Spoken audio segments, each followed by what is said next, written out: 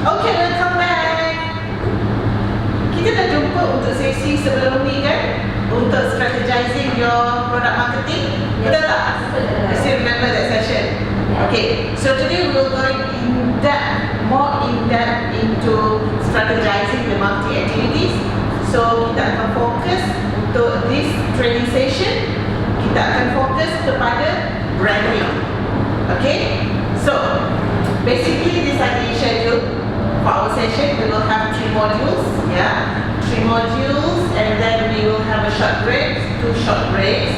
We will have a lot of activities, and I would appreciate you if we can participate, being an active participators, active trainer or trainee for this session.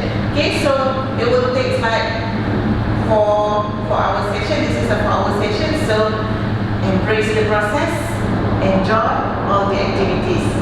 Okay, so my name is Dr. Zurina, and we will be here for the coming 4 hours for branding of Vanish session. Okay, before we proceed, I would like you to log into your attendance for my recap. Thank you very much.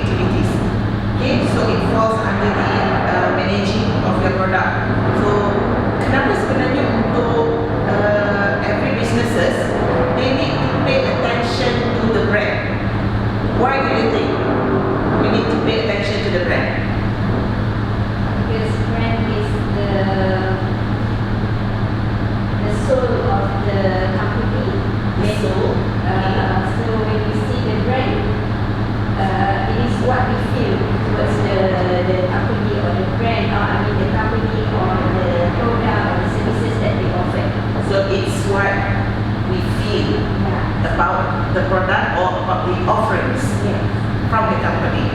Okay, so it's about the feels. Okay, and they mentioned about the feelings towards the offerings. So how do you think this brand could give you that feel? What can makes you feel the product or the service? Through emotions. Emotions. When you use the product or the service, that's when you think, oh, this is how everyone uses it.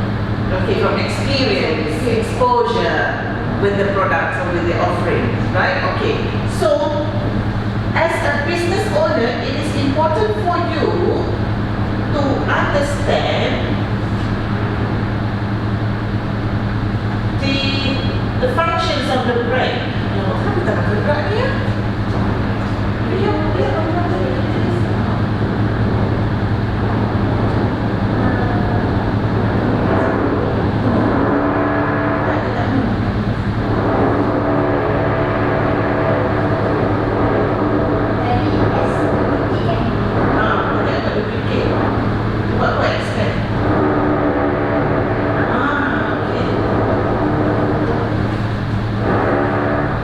Okay, so it is important for every business to pay attention to the brand. So our session today, kita akan tengok apa yang akan kita cover for this whole 4 hours. Okay, so basically the outcomes at the end of the sessions nanti, you akan be able to identify what are the traits or what does it needs to create or to develop a strong brand. Okay, and the second outcome would be, what can you do in order to come up with a creative branding that will fit into your business? Because every business, you must have what we call as a personality, a soul. You mentioned about the soul just now, right? So we need to have a soul within our product. So one of the sources to create the soul ni adalah the brand. Okay, of course later on kita akan tengok juga on the techniques macam mana kita boleh come out dengan the strong brand. So bila kita bercakap mengenai brand, sorry, we will have a mixed languages and English and Malay for this session. Okay, so when we want to have a strong brand, apa yang kita nak kena achieve sebenarnya dalam branding punya subject matter ni, kita nak achieve satu perkara yang they call it as a brand equity. Okay, brand equity. So what is brand equity? It is about how you create the value. Okay? To who? Who will assess whether you have the value or not? Customers. Yes. Why is not you? Why you need to look at the value as perceived by the customer, not the company? Why? Because they are the one who are using the products and services. They are the user. They are the one who use the offerings. So whatever we do in our strategy, we need to make sure that we follow what is expected by our customers. They will be the one who evaluate us.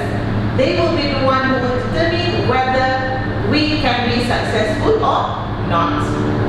Okay, so untuk kita punya session hari ini, kita akan ada 3 modules. Okay, and kita ada module satu is about the power of branding.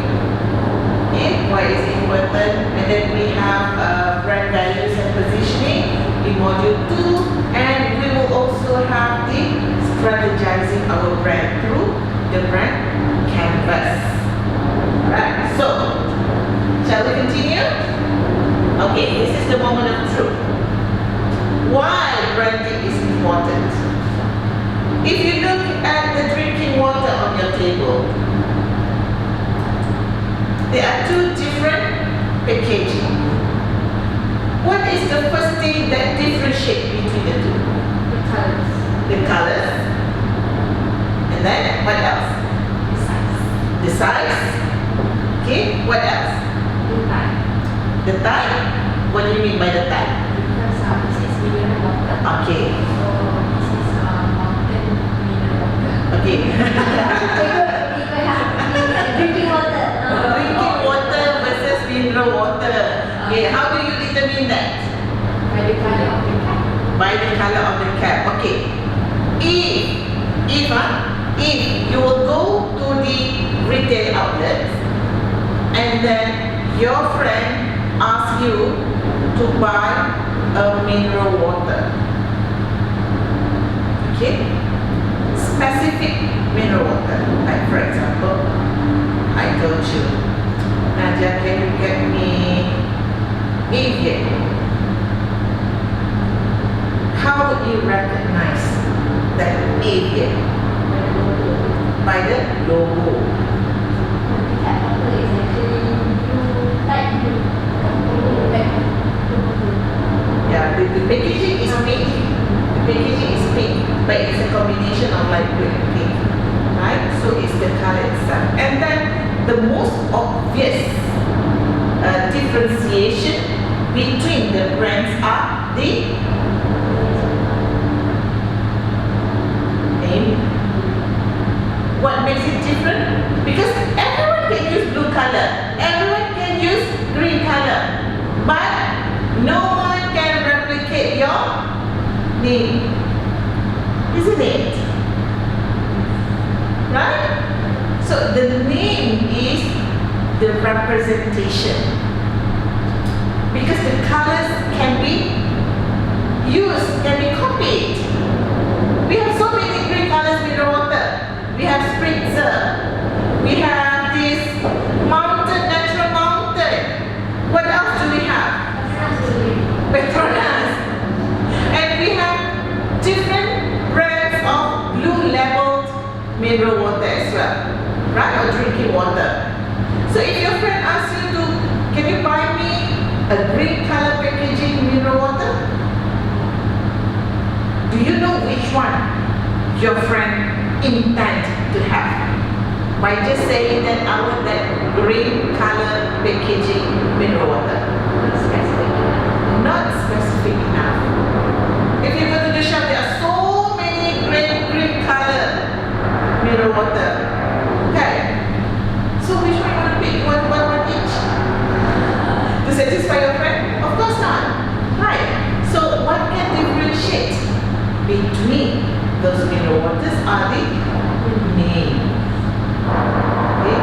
Names are part of the brand. Alright, so that is the easiest way to identify our product, to differentiate our product from our competitors. Of course, the colors, the size or the packaging, the type of packaging will also influence the decision making. But the first thing that people will refer to is the name. Okay, we cannot say name is the brand because there are other elements in branding, of which we will cover in our next module. Okay, there are several elements that we can call as the brand. So there are like seven elements in the branding. All right. So the second one is that branding is very important for a business, because once you can get your brand being known by the market, it can help you to grow your business. How? People will get familiar with the things they are exposed to, right? So when they prefer one particular brand over others, what will they do? They will stick to the brand, keep on purchasing, repeat purchase. They will buy and buy and buy again. Okay? So if you're used to spritzer, you will drink spritzer. You will pick that brand first, as long as it is available. Right? So it helps you to grow, and people can talk about your product as well. Okay? Like for example, I ask you, what is your mineral water, you have your preference, right? You have your preference, and what do? You will talk about your preference, right? When we talk about the preference, when the customer talk about their preference, it means that they are suggesting it to others.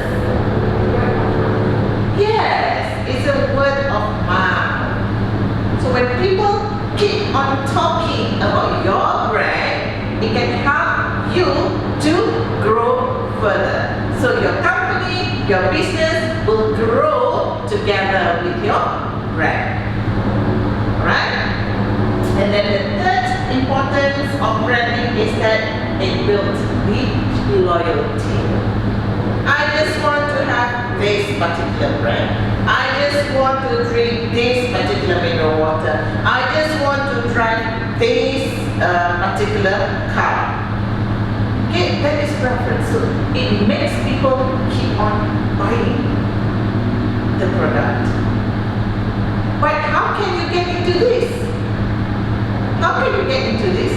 Before you can differentiate your product, before you can get your business to grow together with a brand, before you can get that loyalty, you need to make sure you are a strong brand. Because a strong brand will be known. Okay, so dalam branding ni, perkara yang kita nak kena aware adalah awareness. Okay, pada bisnes, apa yang penting ialah awareness, nombor satu. Second ialah recognition. Third adalah recall. Okay, so brand awareness, brand recognition, and brand recall. Okay, so these are the three things. Alright, before we proceed further, I would like you to have one each of these name tag, okay? And you can choose to have a plain white paper or the sticky notes. What I want you to do is that this is what we call as brand walkabout. Okay, so what I want you to do is that you write your name. Okay, and for example, you write your name on this card, and then you write a sentence that represents yourself. Word or short sentence. If it can be just one word, that is better.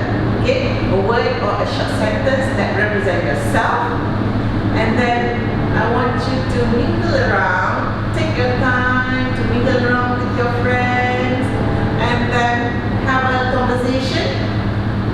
And we will see how does your friend assess you, or how does your friend describe you.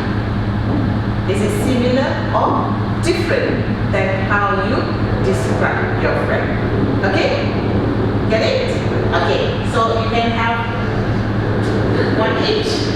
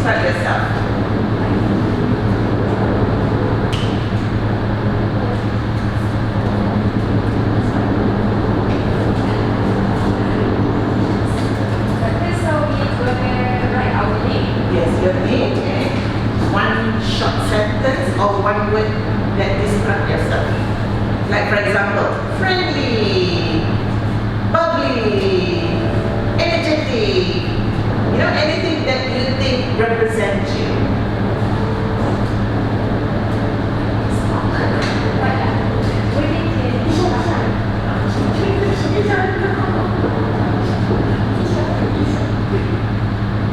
Okay, once you're right with me, you can have a conversation, mingle around. Okay.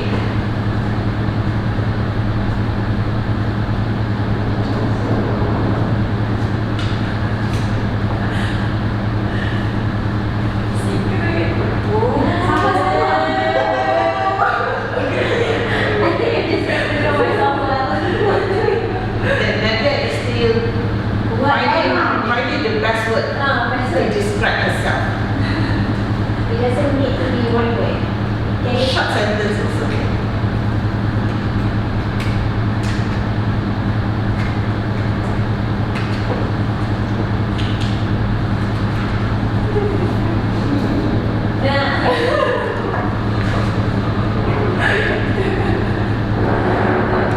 Okay, bentar lagi boleh start je converse. Nanti boleh exchange converse.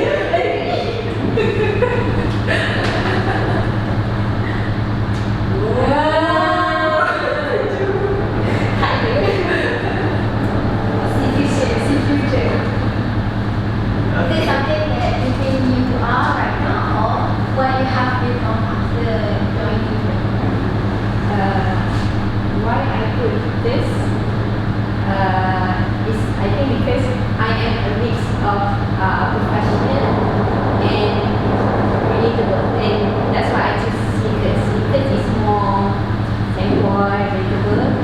Why I choose strategies because I always want to think like even though it is a very simple task given by Dr. Lim, I want to strategize. Yeah, so it makes it I am a lot of I can say that a thinker.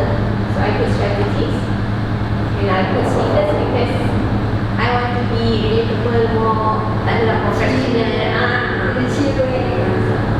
Do you think it has always been you, or develop over time? I think it has always been since, but it also developed over the time lah. Okay, can we have just a casual conversation? Just a casual conversation. Why did I say argue? I always have heard the idea when I talk to people. Someone say, hey, why don't you try this, huh? I always come with that. And then I always have something to, probably we can do this. Or anything like that. I just have random ideas. So I think it's now, how do you think? Do you see yourself as an idealist? I'm not sure. To be honest, I'm not sure the real meaning of idealism. But I think because of I got ideas, or because I'm learning this history, actually this way help me to be a strategist, and also analyst can then come up with to be a strategist.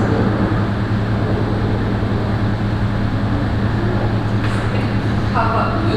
So I am Tisha, as suggested by Okay, so why I choose active is because I am a person that happy to have a friend that's my weakness. So that's why I think that I need to do something with my weakness. So I want to go to any club or like friends of the working to make the working and also give suggestion like experiences from them. So I think from getting from one group to another group, I can say that I'm pretty active. That's how I can be like this. So meaning to say you are not one place, one person. Holistic person tak ada. I cannot do that. You really represent the Okay, usually kan in your daily life lah, kan kalau you betul lah, sekarang ni kan selalu orang working on decision to makan. Okay, so how about yours? Macam mana you make that decision? Makan. Apa? Makan apa hari ni? Makan apa hari ni, nak makan kat mana kan? How do you make that decision? You as a person. Me, I am not to buy food. So I never go with what I want at that time. So if I feel I want to eat noodles, that's just then kalau tak tahu sangat, then I ask around and then look at TikTok look at other contents to see what's viral. Because my mentality kalau if that thing is viral, then I must go. So I go with what I feel what I want at that time. So will you choose just go tu? Apa kriteria untuk you selection tu? Just go tu macam okay, mana-mana yang I comfortable with, mana-mana yang I biasa ke? Sedap. Nampak sedap. Usually what I have tried before. I'm comfortable. Okay, you have experience in that. What about you? Macam mana? Because I cook most of the time. So we had a list at home. We put on the fridge and I was just like, okay, let's try this one today. As long as there's the groceries are at home. Kalau the groceries are not at home, it'll be a bit hard to decide. I'm like, okay, let's just order one. So that's me. Okay. Who usually make a decision? Which one? Which one decision? Okay. Alright, okay. For me, I'm not religious, so I have my roommates, 5. So how we make decision for like my maybe friends. So how we make decision is I'm the person that always agree with what they say. Or maybe because I'm the youngest. And I think I have my preferred food. I like Korean food. But when he goes to mutual decision, I think like I need to try something new with them. So that's how during the discussion, I So you just okay je. So whatever they suggest, you just okay, I follow, just like that. Okay. How about you? How do you make decisions? Right, you also want to know about my decision. Myself, I would prefer the place that I'm familiar with. Historical. Sebab the reason is that kita dah biasa, we know what to expect, and kuranglah element of surprise. So kalau similar to you lah, I macam kalau viral dia kata, oh tempat ni viral lah, oh kedai ni viral ke apa semua kan. I suka tengok, but then kalau kawan ke siapa yang ajak, I just cakap okay, tak apalah, mesti orang ramai. And then Is it or not? yeah, the taste, if this good or not. Okay, so there is a good thing about the viral in branding punya strategy tau. So why do people want to get their brand viral? So maybe that's not their brand. Awareness, recognition. But the word viral, it's for marketing or brand. Does it comes way back or it's just like recent word yang viral juga sebenarnya? That was like, it's been used long ago. Cumanya sekarang ni dah jadi satu hype tau, satu trend. Everyone guna that term viral. Sebenarnya it's about the brand recall, isn't the branding. It's brand recognition and the brand recall. So you recognize the brand and then you recall. How can you reach into that recognition and recall? Is through the awareness. So that's why kalau you tengok certain brand kan, they use macam apa tu, influencer kan. influencer, they pick an influencer to talk about your brand, to review your brand. Why? Because the influencers, they have so many followers. So that is how we create the awareness. She is also an influencer. That's good. Okay. We will talk about that. We will talk about that. Okay, now what I want you to do next is I want you to describe. Tadi you describe pasal yourself kan? Now I want you to describe your friends. Based on you punya conversation, based on macam mana you observe dia, you kenal dia, you tengok dia bercakap, so you describe. So I need to describe them. Yes. So Cetisha describe Nadia dengan Anis. Nadia describe Anis and Tisha. Anis describe Nadia and Tisha. Okay?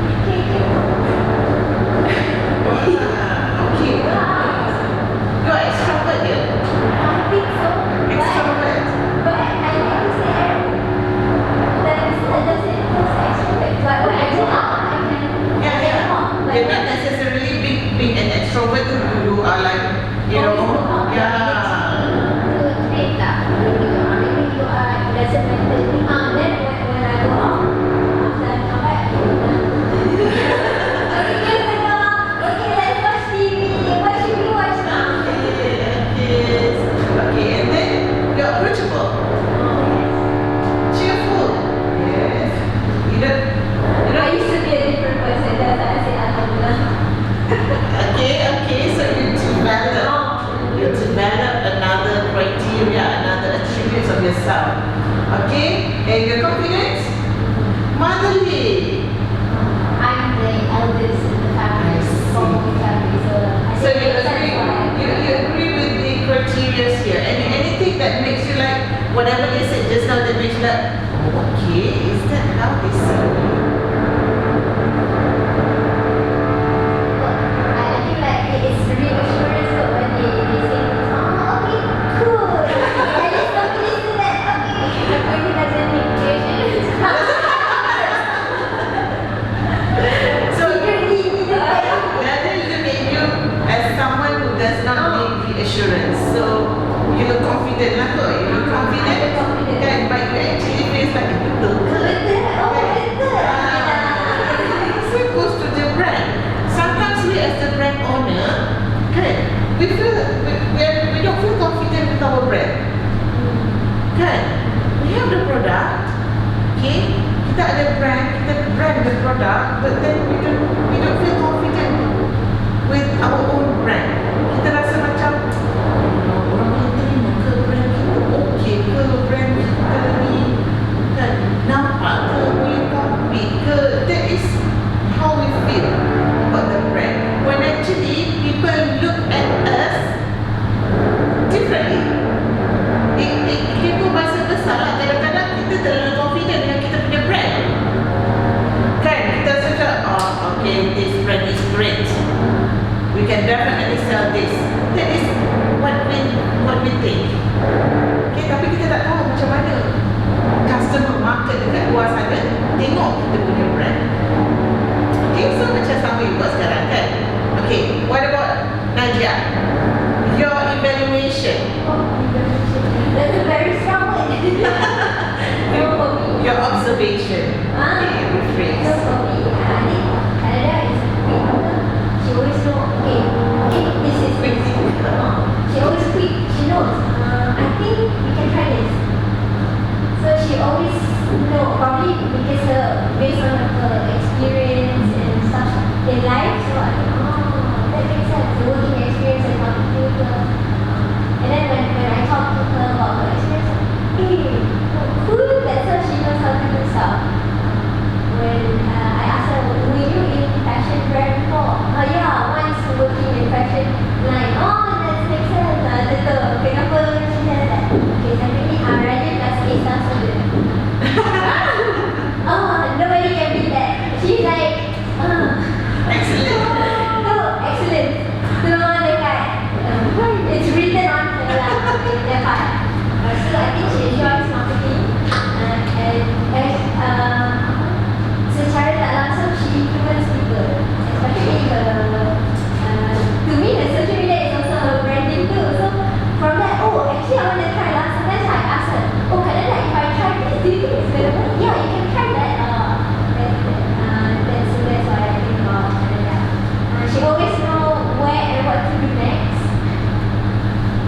And then very experienced in so many things. It's not one thing. You really know. If you go to her, probably you can try this. So I like that because that's what I expected from during joining this program. So I can talk to people and listen from their side of the story. Okay, Tisha, what do you think about Nadia? I feel small. So for Kak Nadia, I know her as Asas. So she is very confident person. Okay.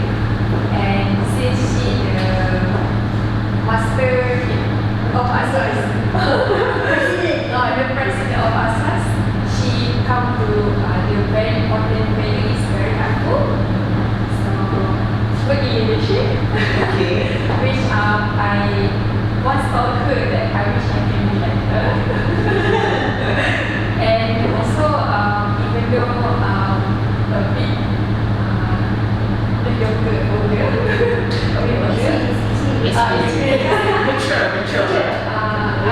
I doesn't feel gap which she can lead around Okay. which I really appreciate that. Okay. Any comment? Oh, I think so.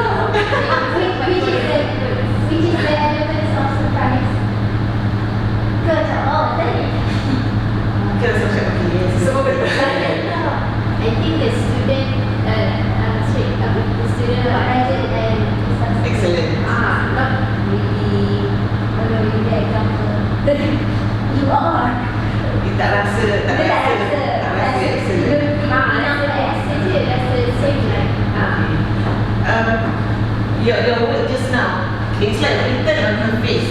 Yeah. Ah. It's brand. So it's like, okay, bila you tengok Nadia, you nampak macam, okay, Nadia ni tengok muka dia, macam, oh, ini Look the A+, aura. ni. Ya, dia aura tu kan. Ni A+ ni kan. So that is one of the things yang kita nak buat dengan kita punya brand tau. Bila orang tengok kita punya brand tu, people can feel that aura yang rasa macam, oh, it's like written on the face. Nampak je ni macam, okay, brand ni, I trust this brand.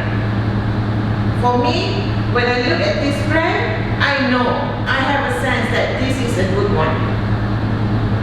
So, Our perception, the feelings, the feelings. that will consider as brand perception. Yes. So later on we will look at the pyramid of the branding tu kan. We have the emotions, we have the feelings.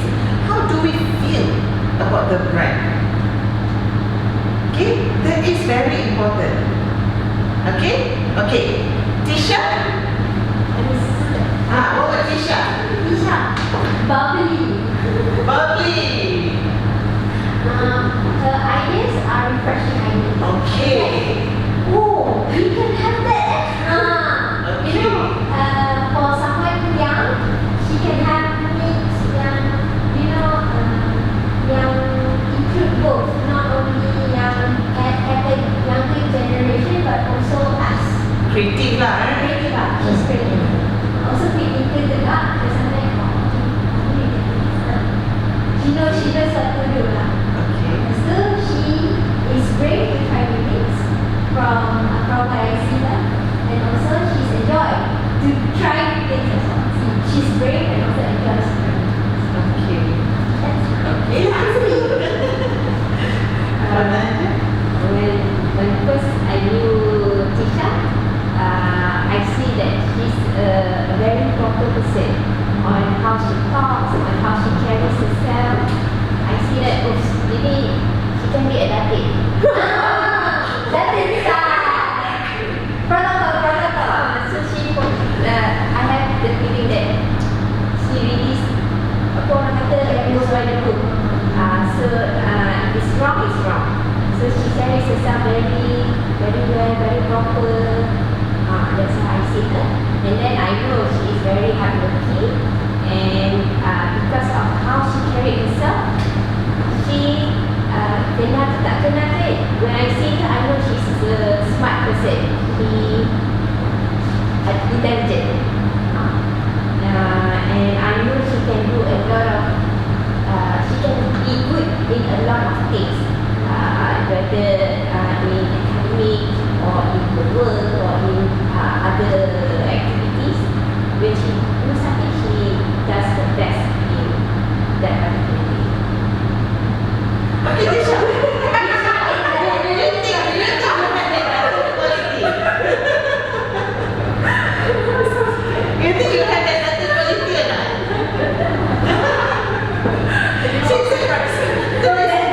That is how people look at you. You don't even realize your potential. Okay. So you have developed that brand. You have developed that. It is just that sometimes we do not realize what we have developed. So we need someone else to tell us who we are. And in this branding punya aspect ni kan, kita punya product branding ni kan, siapa the right person yang boleh bagi feedback on our branding is the consumers. Siapa yang pandang kita, bukan apa yang kita rasa who we are. Because there are a huge gap between identity, image. Kan, image dengan identity dengan kita ada lagi satu personality in branding. So we have these three things. Kita ada image, kita ada identity dan kita ada personality. Your personality is within yourself. Kan, personality is embedded. Sama macam brand personality. How do you want to craft your brand?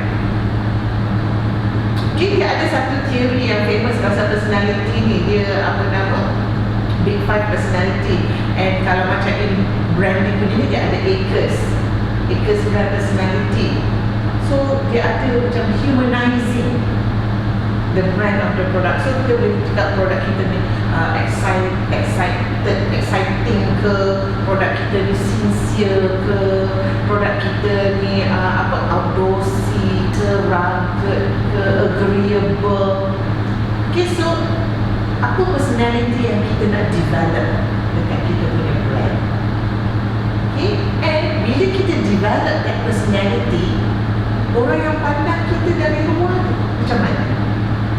Bila kita develop tu, kita creating kan, kita creating it. But another thing, and the most important thing, is how people evaluate what we have developed. Adakah market, customers look at us similar to how we want them to see us? Okay? Yeah, you need to make sure that it is congruent lah. Congruent. So, kalau kata kita punya produk brand tu, kita rasa macam brand yang kita bawa ni, brand yang kita carry ni adalah satu brand yang eksklusif, for example. But for the market out there, bila dia tengok pasal produk kita, dia tengok biasa je, tak eksklusif pun, so dia dah tak match, tak align kan. So, what caused this to happen? So, yang cause this to happen is that macam mana kita engrave kan dalam mind of the customers. Okay, so for us to reach into that equity, katakanlah brand equity yang kita nak develop tadi adalah exclusivity. Okay, so we need to make sure that we build up our brand as how we want it to be. Okay, so this is what we call as the brand equity pyramid. Okay, so with this brand equity pyramid, as a brand owner, what we need to achieve is here, the resonance. Okay, that is the relationship between our brand and the market. So this is the aim, resonance. So resonance can be loyalty, it can be repeat purchase, it can be word of mouth, product recommendation.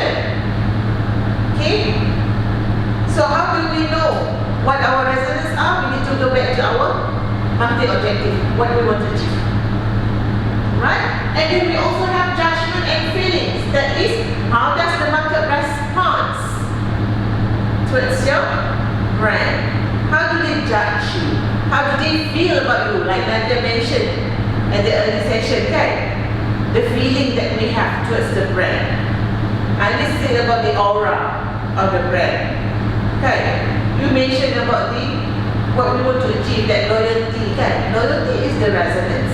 But we need to fill up these tiers, layers of the pyramid before we can reach into the resonance. And then we have performance and imagery, the meanings that your brand carry. What meanings, what benefits does your brand carry? So it has the brand performance and the brand imagery. Imagery is about the things that we talked just now, the identity. Okay, how do we create meaning about our brand? And then we have salience. So the interpretation based on this is that for you to reach at the resonance level, you need to go through these layers. The first thing that you need to do is build up the salience. That is creating who you are, how you want people to know you. Okay? How you want the market to know you. Then only you of the pyramid. Okay? So this is an example lah, dimensions under the brand pyramid. Okay, kalau you nak salience, maksudnya you need to make sure that the market can identify yourself. Boleh recall you, boleh recognize you, they are aware about your existence. If we cannot reach the salience level, there is no way we can go up to the performance and imagery. Sebab apa? Kalau orang tak tahu, macam mana orang nak evaluate performance kita kan? Kalau orang tak tahu pun pasal kita, they don't even aware about our brand. How can they develop kita punya imagery, histories, the values? Betul tak? So the very essential part untuk manage kita punya brand adalah kita nak kena orang tahu dulu pasal kita punya brand, barulah kita boleh proceed dekat yang lain-lain tu. That is why when we think about macam mana kita nak develop a strong brand ni kan, benda pertama kita kena tanya diri kita sendiri as a brand owner, orang tahu tak pasal brand kita? Okay? Lepas kita tanya, lepas kita investigate, orang tahu ke tak pasal brand kita, barulah kita akan find an answer macam mana orang kenal, macam mana orang tahu kita. Means that how do they see us? It goes to imagery, performance, apa semua tu lah. How do they see us? Is it good or bad? There are brands kan yang orang kenal but negatively. Betul tak? Market aware pasal the existence of the brand, but then evaluation dia on the performance, on the imagery, on the emotion, semua tu is negative. Can it contribute to the resonance tak? No kan, sebab kita nak build up relationship.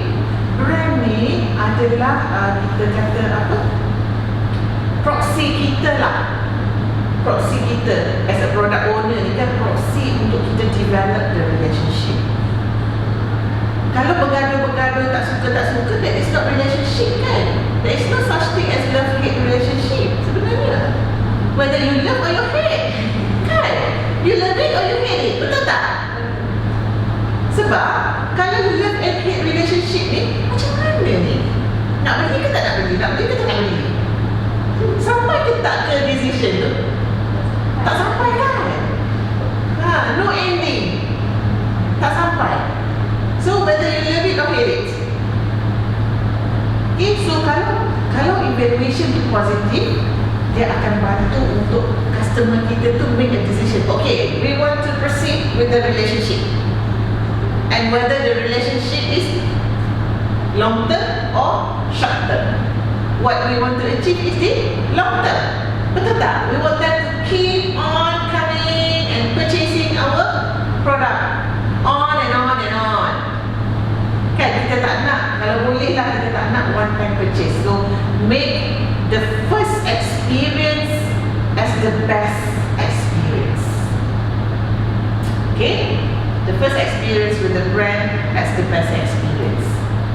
Sebab dalam branding ni kan, kita deal with the reputation kan.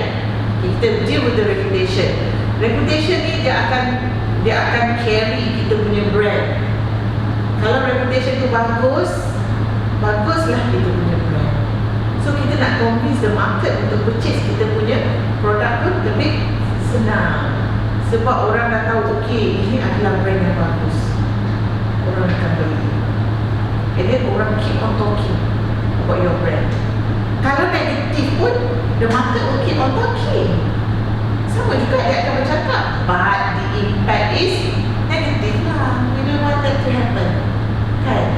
We want the positive stories about our brand. Okay? Boleh? Okay. Kita ada brand recall challenge.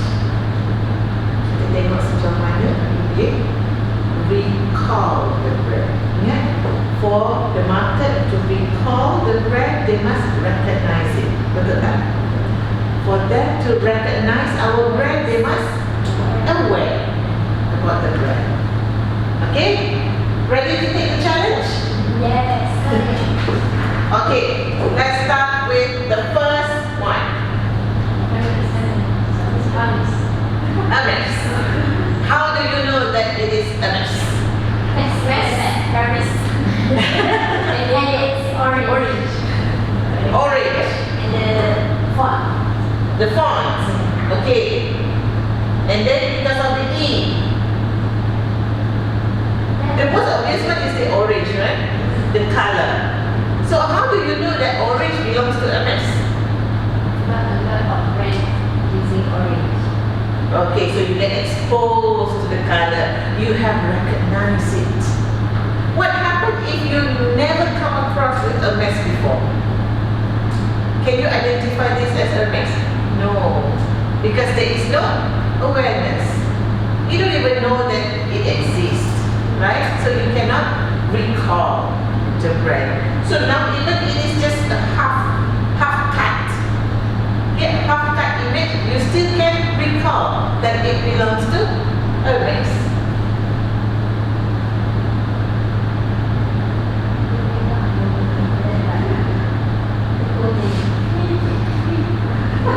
What about this one?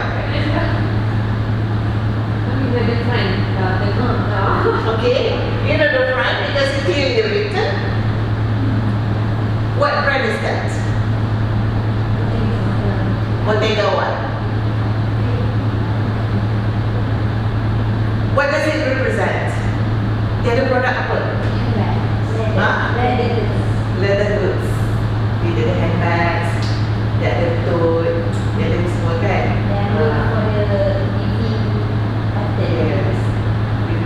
So you recall the design because it has a unique design, but you couldn't recall the brand. You can recall the partial because it is written, oh okay, Bottega what? So what makes you forget the second part of the brand? The name is quite long. Okay. People mention about the name. Usually they use just the first one, the Bottega. Okay. So that's why it written in the name, just the first one. Okay. So when people talk about this brand, they just use one single name, not a full name. So that is how it's been communicated across the market. So what if the full name is Bottega Veneta. So what if there is another Bottega but not Veneta in the market? Will be confused. It will be confused. Okay, it will confuse the customers. It will confuse the market. Okay, like come up with Bottega Patricia. Bottega Patricia. Okay, so I hide the Patricia, I just put Bottega. I use the same font. And I come up with a handbag, a nice design of handbag. So I'll just mention, okay, this is Bottega, this is from Bottega, this is from Bottega. Can you differentiate between Bottega Veneta and Bottega Patricia? Unless the patterns are really different, like Yeah, in the wavy, but if not all with the wavy, there are also the normal one. Okay, so boleh differentiate ke tak antara Bottega Patricia dengan Bottega Veneta? Dua-dua Bottega, you tengok, oh Bottega lah, tapi yang tu Bottega apa Kan? So We are not aware of Bottega Patricia. We will think it is the original Bottega. Ya. So you akan fikir okay ini adalah Bottega Veneta. Kalau nak purchase for the customer, okay lah for the company.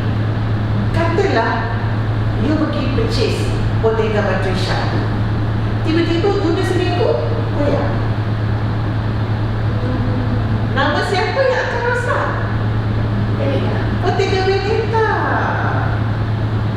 So you tak boleh nak differentiate your product brand, your product dengan orang lain punya produk.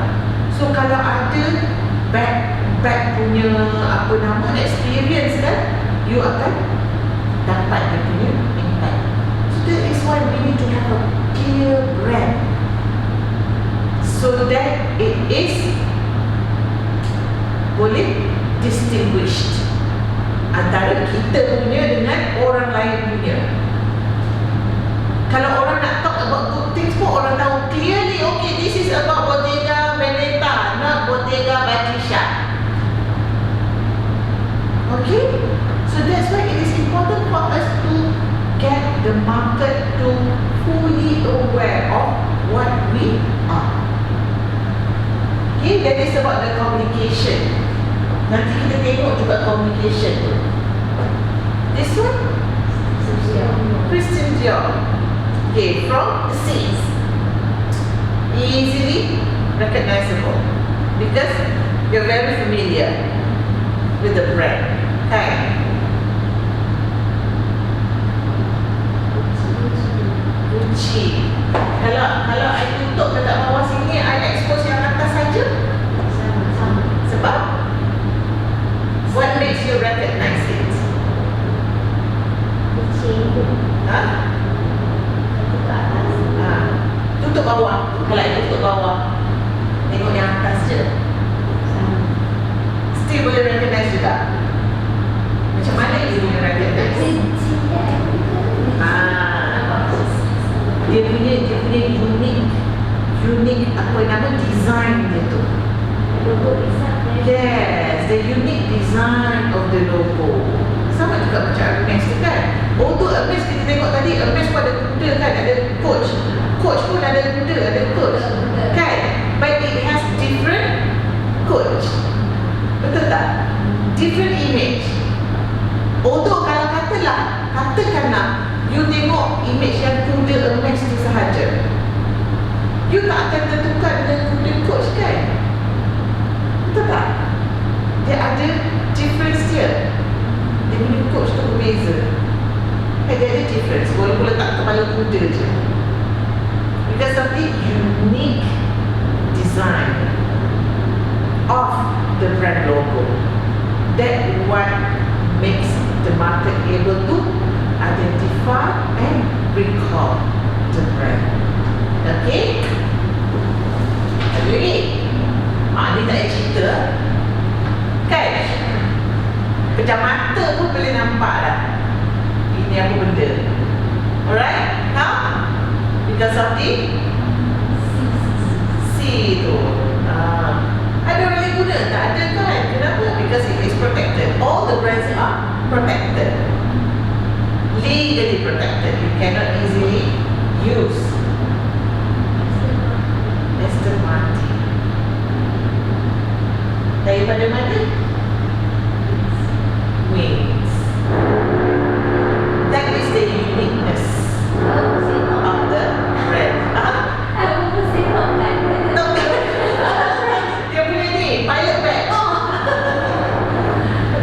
Ya, betul juga kan? Pilot badge kan, wing kan. Okay? Tapi sebab ini brand kan, saya tak terkeluar lah. Dia tengokkan tu. Alright? Okay.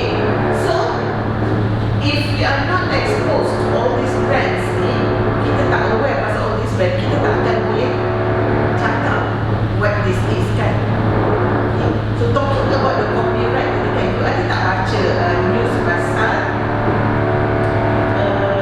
Ferrari versus Red Bull brand dispute? Ada come across tak? Dia punya lawsuit dia tu ended last month ya, baru dia habis case tu dekat court. Isunya apa? Kuda, the horse on the logo. Okay, Ferrari cakap Red Bull dah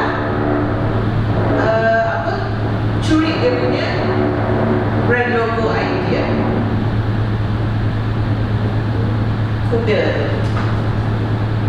Red Bull kan dia power drink kan. Power drink kan dia ada gambar muda juga, muda warna merah juga.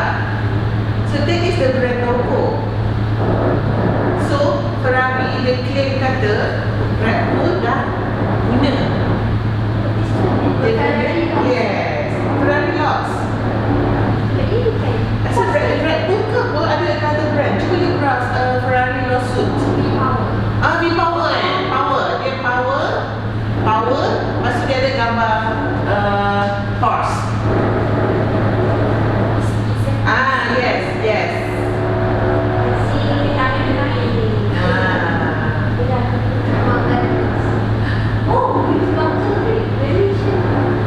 So dia kalah. Kenapa kalah?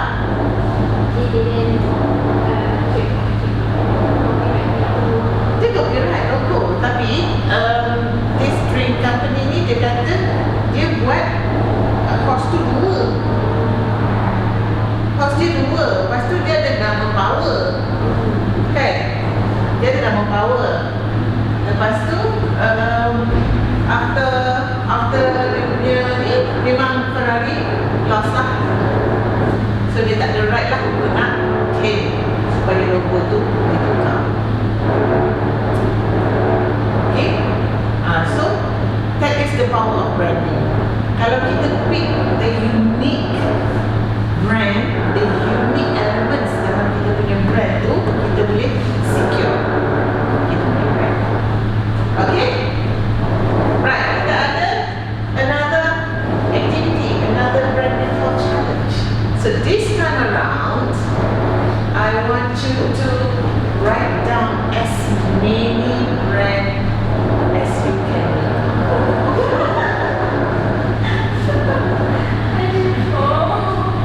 Okay. Ni lah pen semua. Any categories. Any category. Okay, I akan bagi masa like 5 minutes. Kita set dulu. Here. Okay. Ya, kita set timer.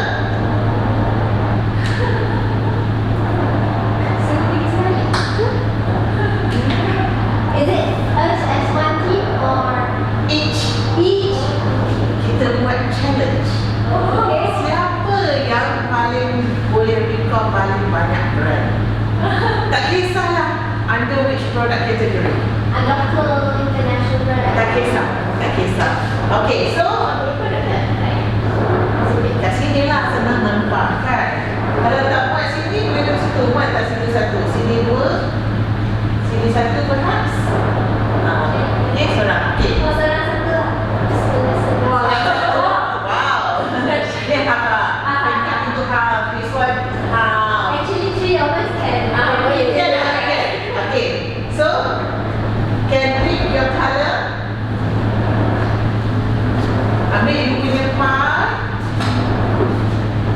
Okay. You, red and black. Okay. I give you 5 minutes. Lama 5 minutes. 5 minutes. Recall lah. Okay. Tak challenge pula 5 minutes kan. Kita letak 30 second. 60 second. Boleh. 60 second.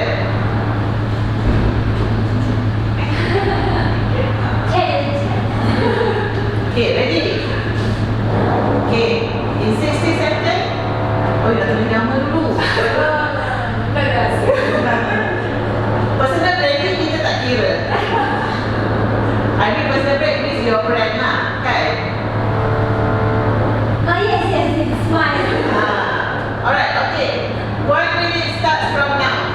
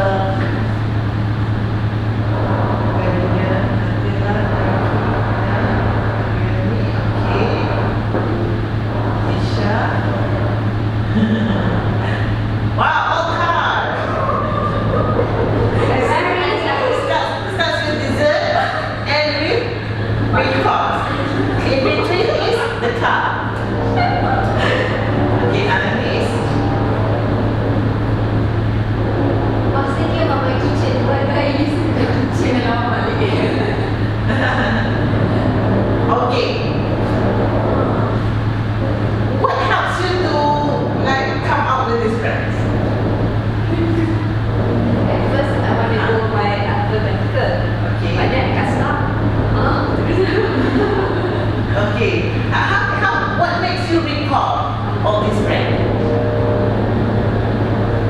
For me, the apple is from what I see. Okay. You use that brand. Okay. Me, what I use and eat, and this is the company. So I think this is write everything down, and then this is came out, and then the competitors, then versus something that I used before, and then I replace it with something else, and then current using, and then what dia presented in global. And then came back to what I use in my kitchen.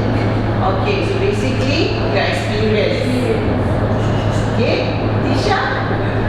Yeah, I start with my Favorite. Okay. So what I want to eat. If I want to eat, then I drive. Then I think like, okay, I have 5 minutes, so I want to start with cars. Lepas tu tiba-tiba dia kata, oh pasal dia lapar. So you lapar, you think of Pak Gembus. Kepuk Pak Gembus. Okay. So what makes you recall Pak Gembus?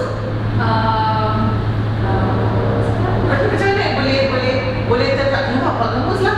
Macam mana boleh macam pop up? Because Pak Gembus only have crispy chicken. Okay. And this size of ayam. Okay. So that is the value that Pak Gembus can give you lah. Ayam crispy dan juga dia punya size of the ayam tu besar. So that is what makes Tisha able to recall Pak Gembus. Anis, semua yang dia guna plus dia punya competitors. So maknanya dia aware about the brand. What preference? What option do I have? Yes. You fully aware about your preference and you juga aware pasal siapa competitors dia kan. It is sebenarnya important untuk kita as a brand owner untuk tahu siapa competitor kita. And we need to understand them as well. Kan? Kita nak tahu what are the good thing about them, what are the bad thing about them. The good things tu kita boleh ambil as kita punya benchmark. Kan? Mana yang tak berapa bagus yang orang buat, kita boleh use it to improve ourselves. Kan kalau kita nampak, oh brand nampak macam tak bagus lah dari sini. Okay, I don't want to do that for my brand. I want to be better. So kita boleh guna kelemahan brand lain tu untuk enhancekan kita punya brand.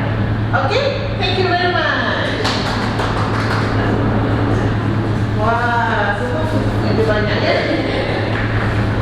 Mostly is the food. We enjoy it. So usually, Anis, which one is your preference? Kalau ni, kalau food ni, KFC ke, McD ke, McDonald's? Okay, usually akan chicken lah semua ni. Okay, apa yang menyebabkan you tak akan select McDonald's and go to KFC or Mary Brown? You know, KFC there's jelly, strawberry jelly, ice cream. The dessert part. So always KFC for that one. And the rest will be go. Okay. Then Mary Brown, if I would like to try something new besides KFC. Also in my area, living area, there's no Mary Brown, so it's hard to get. Okay, kalau Tisha tadi kan dia Pak Gembus ayam besar dengan ayam crispy. You punya side dish jelly, strawberry kan. Ni Nadia, Apple, Adidas, Samsung. Antara Samsung dengan Apple, which one you prefer? Why? For me, it is more user friendly. Towards for me. User friendly. For you, it's user friendly. Okay, the system lah. Okay, so that is actually the value. The value that the company or the brand creates. Okay, so we need to create that. We need to make sure that we offer values to our customers or to our market. How can we give them value when we are talking about the brand? Kan dia juga kat mana pula nak letak value ni? Kita kan cakap pasal brand. How can the brand give values to the customers? Boleh. That is what we call as integrated marketing. Okay, kita ada integrated marketing. Even though kita guna perkataan personalizing kan, we personalize kita punya marketing effort, but tak semestinya kita personalize tu on individual basis. Betul tak? You remember last time we talk about segmentation? Kan? Kita segmentize kita punya market. Kita groupkan kita punya market based on similarities. Kan?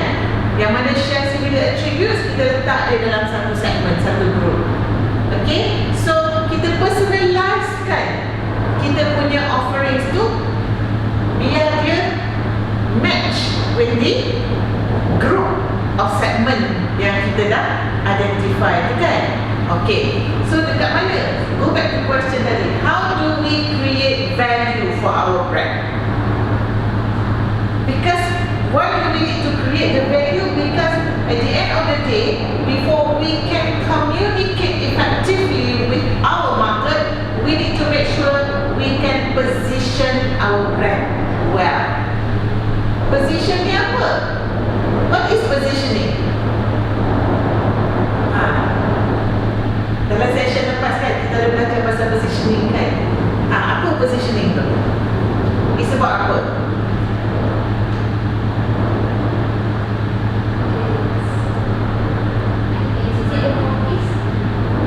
Still juga under the 4Ps, under the product, but we want to position our brand. Brand positioning, product positioning. When we want to be included in which segment, in which category, in which tempat kat mana? Okay, nak pahatkan kat mana? When customer see or customer thinks about something, this is it. So that creates a Yes, yes. See like macam many eggs that all white, but one is the golden. So you create that remembrance. Okay, you need to have something untuk you get the people to recall kan. So that recall tu kan dia start daripada awareness. People know about your brand, people recognize your brand through colours dan semua, and then they able to recall kan. So you need to something to make the market be able to recall kan. So that something is the value. The value tu yang kita guna untuk position. Position tu lah yang kita nak pahatkan tu. We want to embed. We want to like engrave kan, nak letak kat dalam mind of the customers tu macam okay, kalau kita nak beli Maggi, nak beli instant noodle Maggi. That is positioning, brand positioning. Kau cakap saya nak makan yang goreng. Apa yang pertama yang datang kat mind ni? KFC.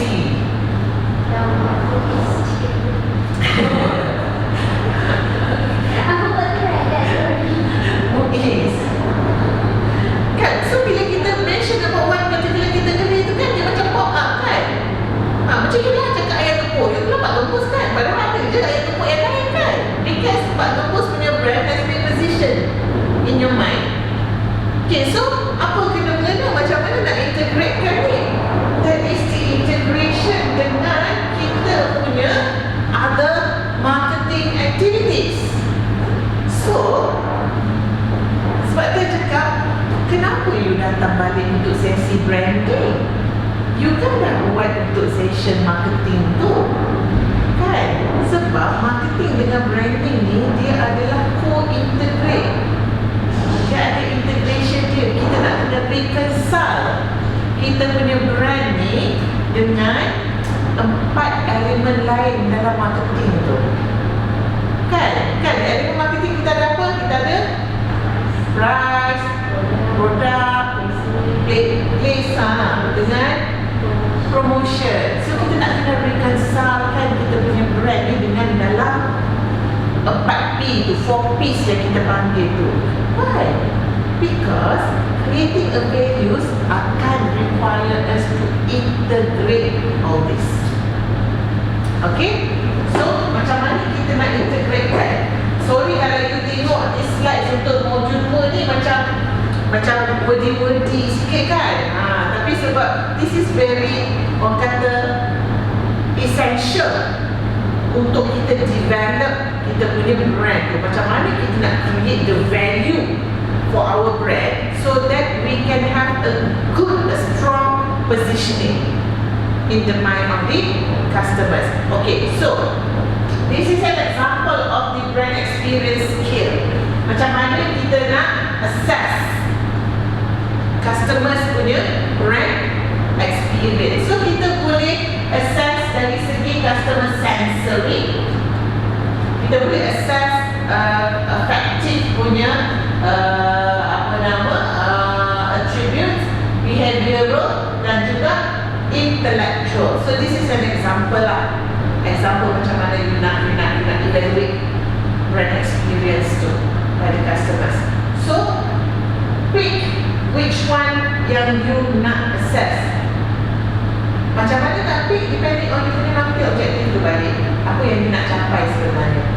So dari sebab tu penting kan untuk kita sebelum nak set apa-apa strategi ni, objektif tu kena nombor 1. Sebab objektif tu yang akan determine kita punya path. Sebab kita kena ada ending apa yang kita nak capai. So that ending is the objective lah.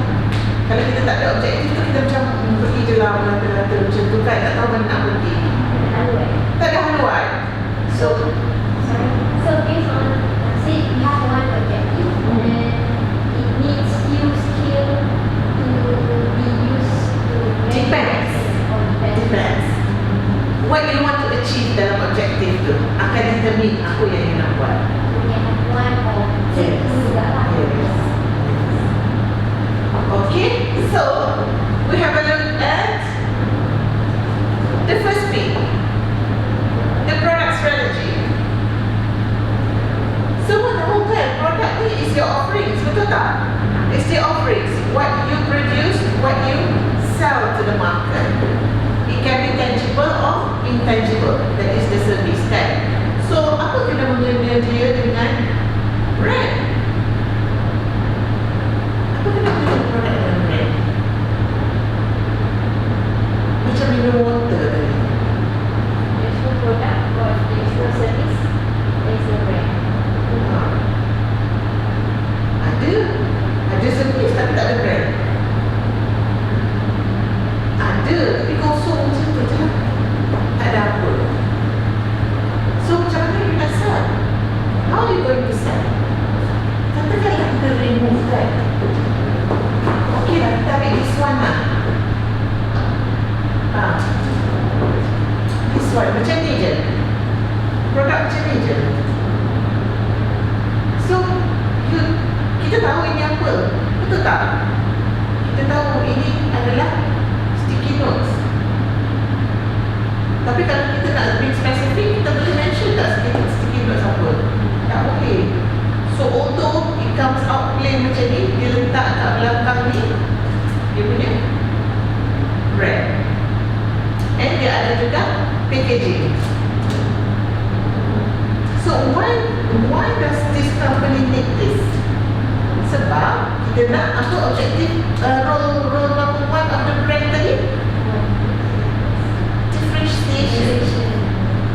We want to differentiate our product. Sebab apa? Nanti kita akan communicatekan pasal kita punya brand kan, pasal kita punya produk. Kita buat promotion, kita buat advertisement apa semua. Cost of advertisement is very very high. So kalau you advertise, okay, buy my brand, daily brand, daily sticky notes, buy daily sticky notes, this is a high quality sticky notes, that is what we advertise. But suddenly when we put this on the shelf, the customer only see this. Can they pick your brand? Cannot. How can they identify you? Betul tak? Sebab you tak exposekan you punya brand dekat sini. So things will make it different bila you letak packaging daily.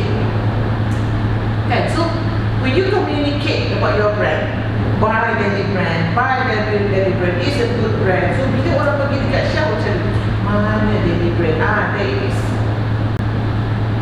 Betul tak? So your product nanti katakanlah you jual. Okay lah, kita ambil klasik business kan, orang zaman dulu jual jamu. Kau orang zaman dulu macam mana dia letakkan brand of dia punya jamu? Langsing. Langsing. Always being associated with langsing kan, makan jamu. Tapi kalau semua orang guna gambar langsing macam mana? That is why orang zaman dulu kan dia tak boleh nak commercialize dia punya jamu kan. Sebab apa? Letak je dalam botol ke, dalam apa ke, dah that's it. Mungkin you tak ada lagi lah masa tu, tak experience lah benda macam tu. This young generation, they couldn't imagine what jamu is. Kan? Do you know Bonda Rosita? Bonda Rosita. Jamu Sedang tinggi. So, Bonda Rosita put a brand on the jamu. Kalau zaman dulu jamu tak ada brand, jamu je. beli kat mana, beli kat makcik. Dekat Tukang Urut, beli dekat makcik. So that carries the personal brand dia lah yang carries. So kalau orang lain yang produce the jamu as well, even though it is a different jamu, orang tak boleh nak mention itu jamu apa. Kecuali boleh cakap, okay ini jamu jamu bersalin lah, jamu Cik Kia lah, jamu apa. So kalau you put that jamu Cik Kia pun kan, you letak okay, katalah jamu Bonda Rosita, tapi dia tak reflect dekat that product tu. Botol tu kosong je. So orang boleh identify tak itu jamu Bonda Rosita? Tak boleh kan? So what Bonda Rosita did was, dia berjaya commercializekan traditional punya jamu ni. Dia put the brand Melayu tinggi. Kalau Indonesia yang apa nama Mustika Ratu kan? So dia put a brand on it. Barulah orang tahu, oh okay, ni jamu Mustika Ratu. I prefer jamu Mustika Ratu. So whenever I go to the jamu punya kedai, I know what to pick. Rather than none of them having a brand, having a name ke logo ke apa semua. Macam mana customer nak pilih? Okay, so that is why we need to have a proxy to kita punya produk. Proxy lah. The first thing before the customer even experience the product, not even before they use the product, sudah ada something else yang boleh buat dia decide whether to buy or not. That is the brand. You tengok tak Pepsi Coca-Cola punya apa nama? Yang blind tester. Kan? Okay, yang blind tester belum dia tanya, okay, you prefer Pepsi or Coca-Cola? So, ada yang cakap, okay, Coke, semua prefer Coke macam tu kan? Buat blind test. Yang mana satu lagi sedap? So, happen that yang dipilih blind itu adalah Pepsi, bukan Coke. So, that is the power of branding. Kalau without that blind test tu, kalau orang nak pergi pick, orang tak akan ambil Grab Coke. Sebab itu yang dirasa bagus. Okay? So, before they even experience the product, the brand to come dulu, influence the decision. So, kalau you ada a good product sekalipun, tapi you tak boleh nak put a good brand to it, your product tak akan boleh grow as fast as kalau it's been complemented with a good brand. Okay? So that is the important of it. So brand dengan produk ni is like a kembar, a twin brothers, twin sisters. You ada produk, tak ada brand, susah nak jual. You ada brand, tak ada produk, lagi tak ada jual, nak jual apa kan? Betul tak? Everyone knows Khairul Amin, right? Yes. See how he developed his personal brand. Dia start dengan apa? Cooking videos, short videos. So dia buat soft style, kan? Dia buat storytelling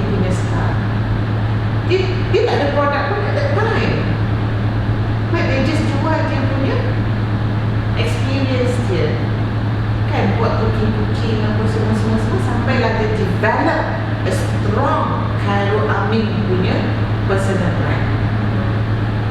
And then what he did was this first launch dia punya sambalnya. Dia tak guna nama Khairul Amin pun. Dia guna nama sambalnya. Kan? Tak ada pun nama Khairul Amin kat situ, betul tak? Sambalnya. Tetapi that we call as brand association. Brand association, when Khairul Amin come out with sambalnya, because of his strong personal brand, dia boleh influence juga market to prefer sambalnya. So, kenapa? Sebab sambalnya ni is associated with Khairul Amin. So, whatever produk Khairul Amin keluarkan lepas ini, it will get a good response from the market. Sebab apa? Because of its association with Khairul Amin. You tengok dia keluarkan lepas tu sambal dendeng, dia keluarkan lepas tu sambal rendang, the latest one kan. Sedap, you dah try. What makes you buy that rendang? Sebab suka bel-bel. Trend, viral. Yeah. So that surprise and suspense punya element kan, that makes the customers want to have that FOMO. Is that considered under the behavioral? Behavioral, yes. Behavioral dan juga apa namanya, affective. Tapi tengok juga dia punya thinking dan sensor dia tu tak sangat kan. So lebih kepada yang dua yang apa, behavioral ni, the act of wanting kan, yang intellectual ni. Kan, bila you fikir macam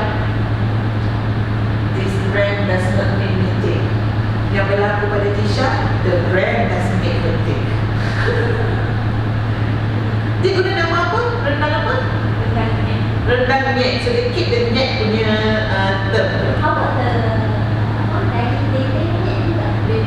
Dendeng nyek. Ikat dendeng. So sambal nyek, dendeng nyek, rendang nyek. Dendeng pun dia ada varian pedas kan? Sambal pun dia ada varian extra pedas ke apa kan? Dia tambahkan varian kan? Itu ada satu varian je, so dia tambahkan varian. So the advantage is that when people dah tahu that it is belongs to one particular brand tu, orang akan keep on supporting. Itu yang salience tu. Dia dah ada resonance. Dia dah ada salience. Orang dah kenal dah dia. Orang dah kenal Khairul Amin. And Khairul Amin has introduced the Nyek. Kan, the Nyek brand. So, orang dah tahu performance dia. Orang dah ada imagery pasal dia. Orang dah ada feeling about that brand. Orang dah ada emotion, dah develop emotion. So, dia boleh create salience. Whatever Nyek come out, people akan purchase because of the brand. Okay? You can't stop thinking about it. So, say like, because Khairul Amin technically is one of the people that represent Nyek brand. So, say there's no longer Khairul Amin, how do you believe your personal opinion the Nyek brand can continue the personal branding on? Yeah. So, that is why dia tak guna nama Khairul Amin dekat produk dia. Dia guna Nyek. So that dia sekarang ni, while dia masih lagi ada the power of Khairul Amin itu as a person, dia pushkan that Nyek brand. So dia come out dengan sambal Nyek, rendang Nyek, dendeng Nyek, apa semua tu. So later on orang fikir, Nyek je Khairul Amin. That is how dia associatekan dia punya personal branding dengan dia punya product brand. Kalau he's a smart brand owner sebenarnya, smart brand owner. Kalau dia bukan thinking jauh, dia letak je brand Khairul Amin. Kalau dia tak thinking jauh, kan? Sebab brand tu dah strong, semua orang kenal. Daripada budak sekecil-kecil budak sampai macam-macam yang nenek kenal Khairul Amin.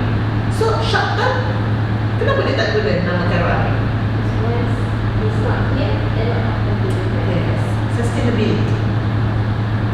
It's not about Cairo Amik, it's about the brand, the value he created.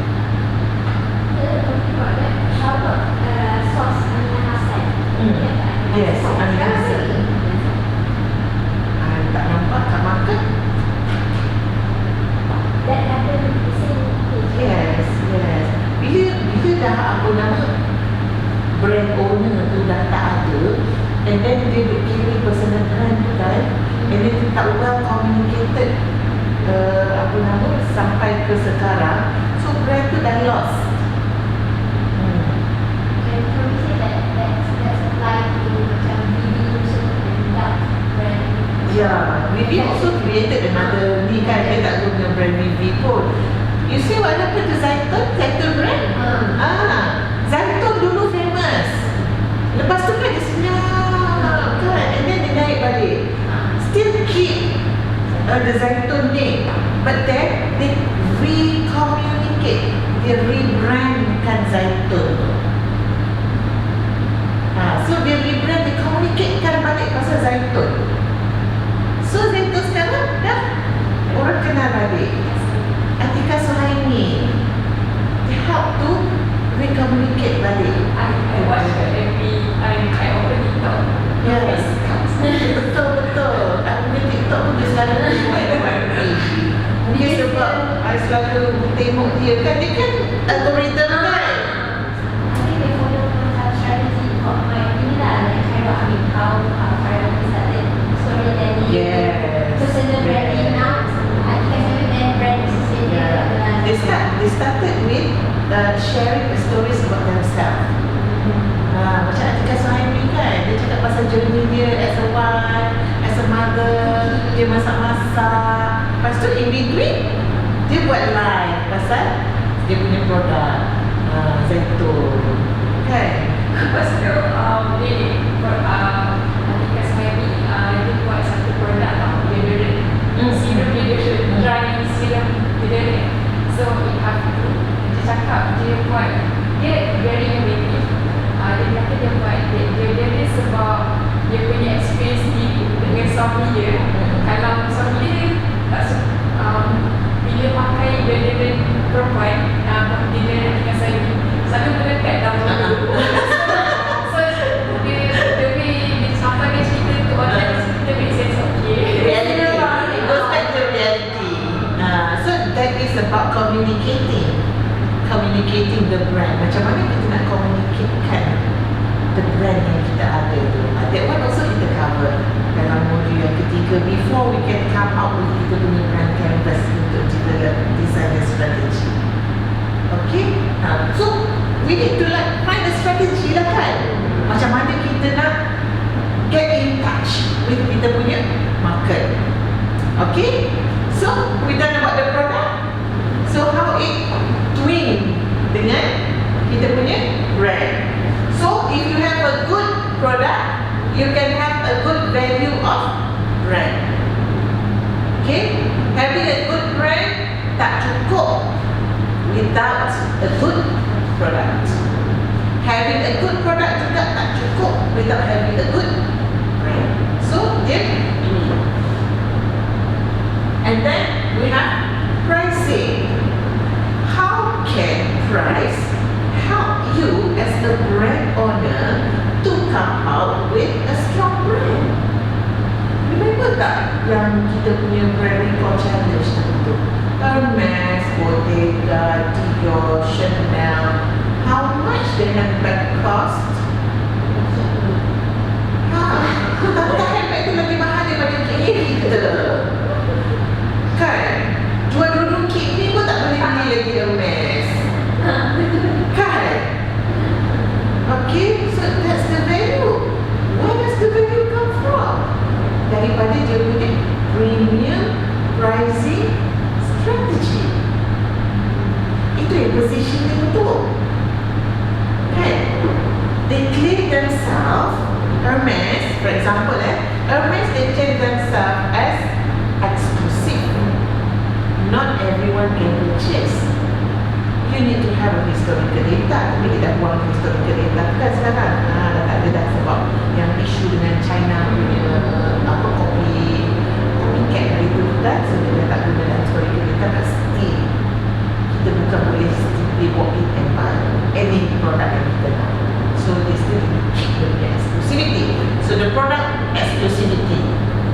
That is dia punya value.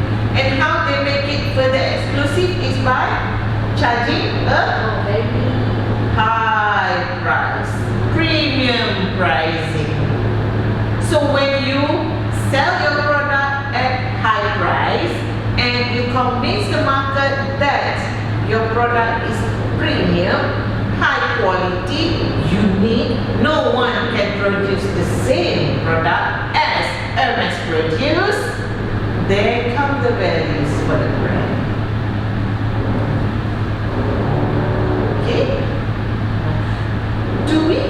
Boleh ke kita kata, okay kalau macam tu, kalau kita jual produk murah, kita tak boleh cakap dia value ke? What do you think? still the value still ada. Yes, okay. Because depends on the consumer on how they see the value is. Yes. Okay, go back to kita punya segment and kita punya market expectation. How the value is defined by kita punya market and kita matchkan kita punya value definition tu dengan apa expectation of the market. Itu kok kedai Ipoh ke kedai Binso ke, I pun suka pergi kedai macam tu sebab for me it offers value. Kan, untuk barang-barang biasa kan, everyday punya ni pakai sekejap nak buang, pakai sekejap nak buang kan. Kenapa kita nak sekali mahal? Kita beli just yang murah. It's still a value.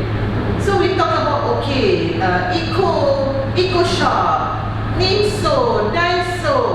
Okay, these are the brands that offer the market a value through dia punya everyday low price strategy. Still a value. Okay, that we have to determine that what we want to be. Imagery kita tadi tu kan, we need to decide what we want to be. Barulah kita boleh communicate kan. Okay, and then we have, okay ni price strategy lah, masa marketing strategy tu dah cover kan. Kita ada value pricing, kita ada when we have that value pricing, macam tadi kita communicatekan what is so special about us. So when we communicate about the brand kita ni, sama ada nak communicatekan dengan price dia ke whatever value that we offer ni, itulah cara untuk kita positionkan. We keep on telling the market what we have, the value that we have. Then dia akan, apa yang kata tadi? Pahat. Dia akan pahat sebab kita keep on reminding them kita punya value kat sini, kita punya value kat sini. Okay? So that is how you create value to your brand and position how you want your market to remember your brand.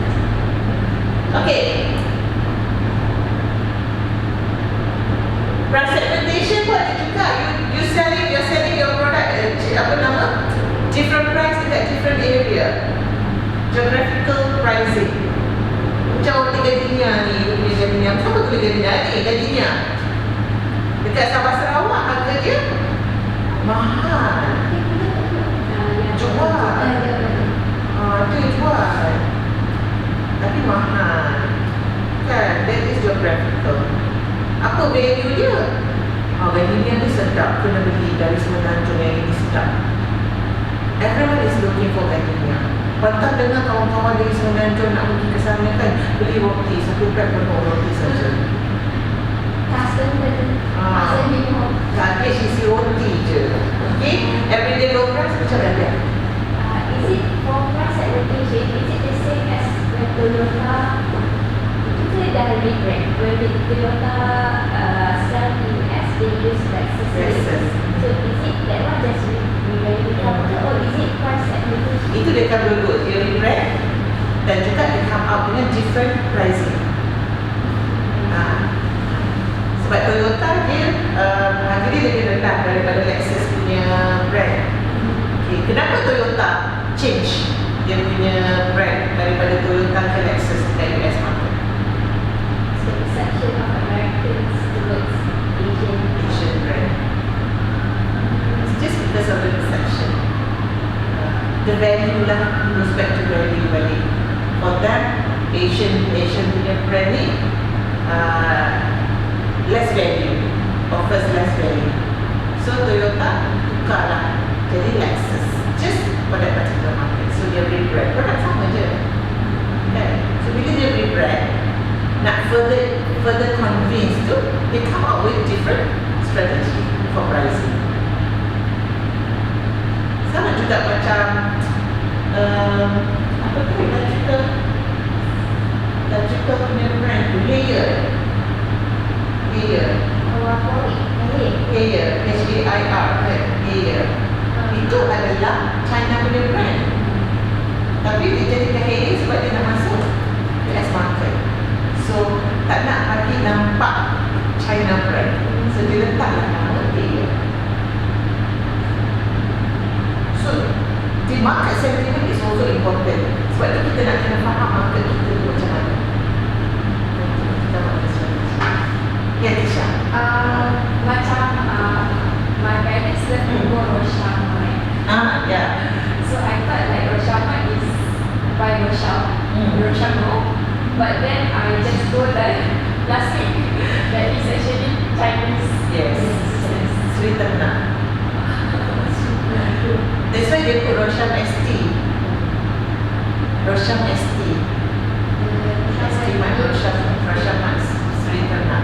So Rosham ni dia macam bapak susu tu lah. Farm Fresh. Apa nama? Cik Azmi tu. Farm Fresh dia bapak susu tu. Kita tak bapak susu tu. Tak tahu. Macam mana kita tengok tu gambar dansa. Orang muda. So that is different sentiment. You know Farm Fresh brand? Okay, that Farm Fresh brand tu, dia ada strong association dengan this bapak susu. Bapak susu ni adalah COO ke? Kalau tak silap. Dia sama chief. C-section lah. Okay, C-person lah. Okay, so this bapak susu ni, dia appear every week dekat konsert Tengah Ganza that Farm Fresh is sponsoring. Okay, so nama bapak susu ni dah sangat sinonim dengan Farm Fresh. Okay, so orang dia ingatkan Farm Fresh ni belongs to bapak susu. Tapi dia sebenarnya adalah COO pun tak silap. Dia owner sebenarnya adalah juga company, Chinese punya company lah. So sama case macam Rosham punya brand lah. Rosham tu dia macam nak kata partnering tak juga. 10%. Kan? Yes. So lebih kepada proxy lah. They need that ini dari segi branding strategy ni, dia brand sentiment lah. Brand sentiment. Bila kita beli market besar kan, so the sentiment okay, come out with Rosham ni pula dia adalah celebrity kan, so ambil Rosham partnering dengan Sri Ternak, so jadilah Rosham ST. Sri Ternak ni dia sebenarnya asalnya ialah dia pemborong pemborong barang-barang dekat Selayang kan. That's why dia boleh sell very cheap price and also the market or Dia adalah supplier lah, pemborong. So this Sri Ternak punya strategi lah untuk capture Malay market lah mesti. And also that's very good that macam I watch your story. It open for 24 hours. Macam during Ramadan, kalau pergi waktu sesak kan macam very lama. Yeah. So people go after Tengah malam lah, after Tarawih semua. After sahur. You pergi after sahur. buka halal orang tidur. Orang lain tidur, orang satu tidur balik je. So that's the value that the brand give. Kan dari segi product service offering dia. So they offers 24-hour service. That is the value yang Rosham ST bagi, kan Rosham Mat bagi. So for those yang tak nak crowd with people, kata okay, Rosham Mat is the best place to go. This brand offers 24-hour service, so I go there. Tempat lain tak offer. So that's the value yang Rosham Mat offer. Sometimes the value doesn't mean just monetary. No, convenience is also the value. Time is also the value. Value to the customer. What is it the value to the customer? And for a business owner kan, brand owner kan, kita tak adalah letak employees tu ramai macam prime time during off peak kan. Tak perlulah kita nak ada as many as normal hours. Just untuk standby je lah. Kan, kita counter satu cashier kan, just to accommodate. Okay. So value ni tak semestinya comes with the economics value. Kita ada juga yang kita panggil sebagai non-economic value. Okay, placement ni, channel strategy. It also provide value, offers value to the brand as well. Kenapa top brand sibuk nak pergi place dia punya produk, dia punya brand tu dekat pavilion? Why? Because the place could reflect the value of the brand. Ada tak you tengok pavilion kan? Ada tak you nampak ni yang Chanel ke Dior ke jual kat yang mall ke? Ada kan? Why? Because yang mall is not within dia punya segmen kan, market segment tu kita kan, market segment tu market ada je datang, but then not within the values that they want to offer. Tak congruent sebab they claim themselves as an exclusive brand. So when we claim our product as having an exclusive brand, we need to place our product at exclusive location as well. Kalau tak, dia akan jadi mismatch. Okay, how's your answer? Dengan ini ada Okay, so it's okay if you want to go online ke apa ke, it's okay. Tak ada masalah langsung. But then, if we go online, katalah kita buat full online untuk kita punya brand, kita tak ada brick and mortar. The design of kita punya online platform tu must reflect that exclusivity. Tak bolehlah nak buat just biasa-biasa punya website. The choice of colours, the choice of elements kat website, navigation dia macam mana, payment dia macam mana, dia tak ada salahnya. When we talk about online and kita nak, when we talk about exclusivity, kita nak buat online, tak ada salah. Cumanya kalau brick and mortar, we play around with the location kan, dekat mana kita nak place kita punya outlet, and then we also play with kita punya ambience, the design of the outlet kan, pemilihan perabot, colour, lighting, shelving, apa semua-semua tu. Dekat online, kalau kita choose to just have an online punya platform sahaja, kita tak payah nak fikir dah location kita adalah online, that's it. But another thing that we need to strategize is the design of kita punya platform. Visual dia, description dia, mestilah dia. What if kalau those yang macam ini, macam mana I nak tahu size kaki ni macam mana, berapa? So macam mana you nak describe to your customers? They're not present in front of you. They are from all over the world, but they want to make sure that they punya shoe to fit the size. So macam mana you nak explain, macam mana you nak tahu kaki, size kaki tu berapa?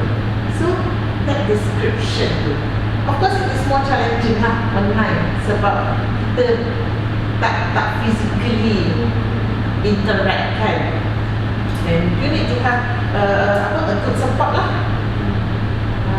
dekat environment tu. Strategy and then online. How about line proper film?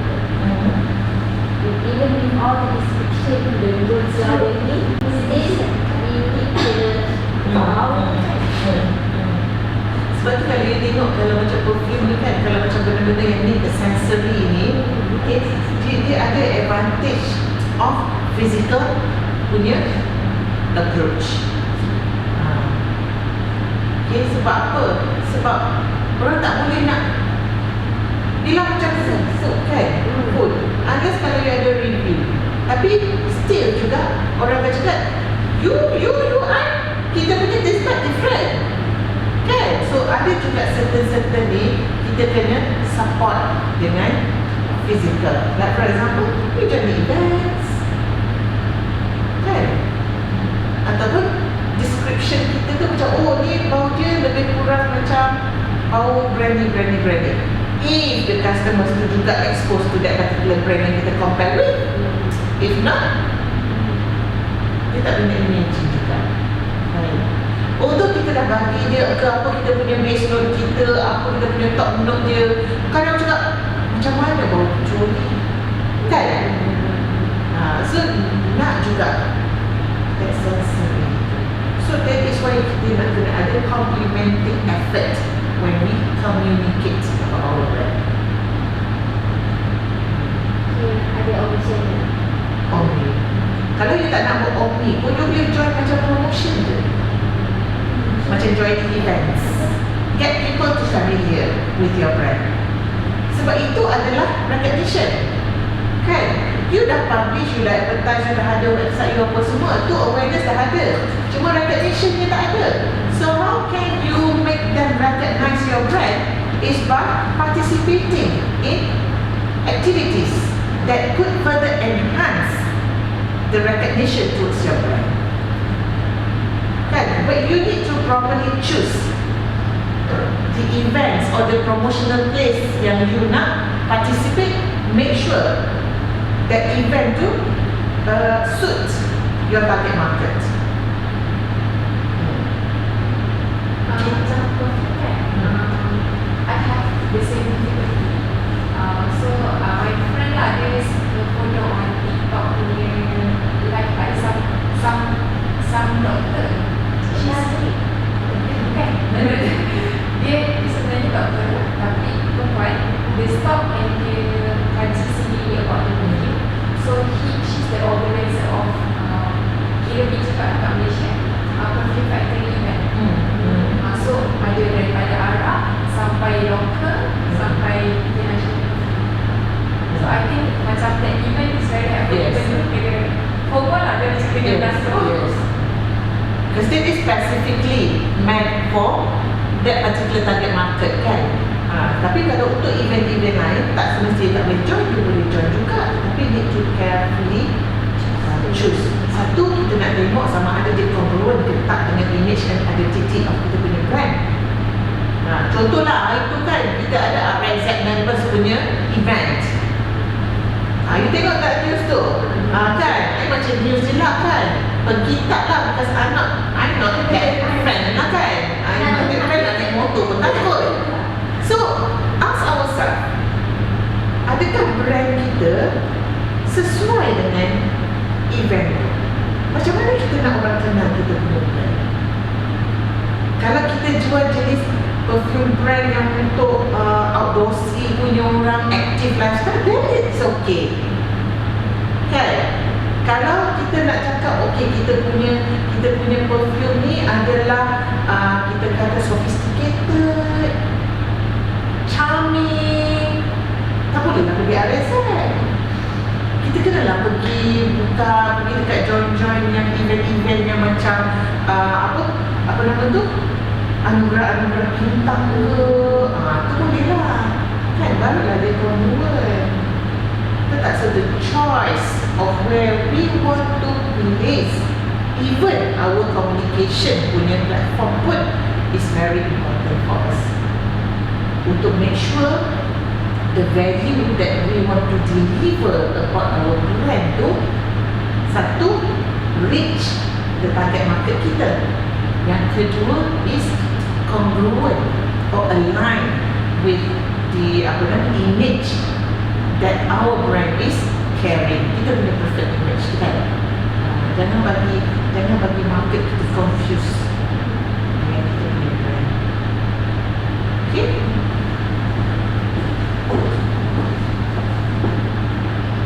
Okay, so we have direct indirect channel. Macam tadi lah, omni channel lah, apa semua tu kan. Okay, we can have direct channel, online usually kita boleh offer direct channel saja, kan, direct from brand owner terus kepada customer. Kalau indirect, we go through agent. Ada advantage, ada disadvantage.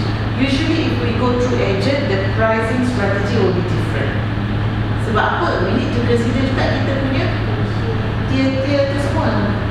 Commission of kita punya agents, resellers apa semua tu, kan. Kalau direct, most probably, walaupun kita kata kita nak sell at price yang sama sahaja, tapi that profit tu kita boleh guna untuk kita enhancekan kita punya supplementary offerings.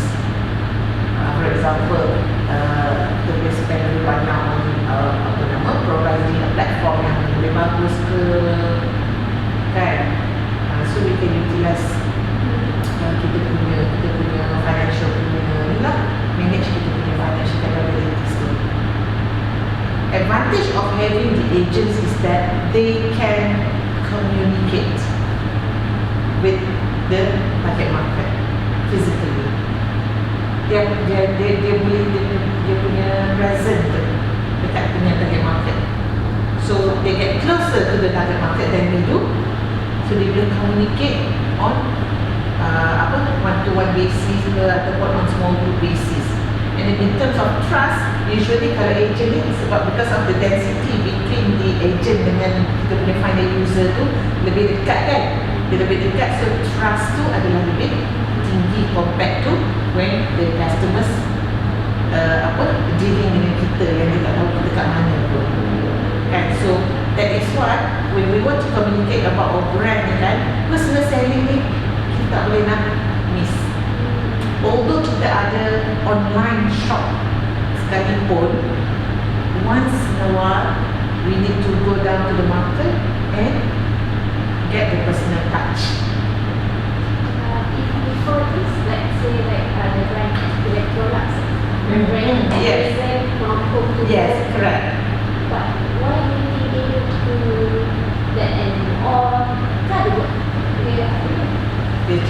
Dia bagi trial produk tu untuk certain particular time, that actually incur quite a high cost sebenarnya.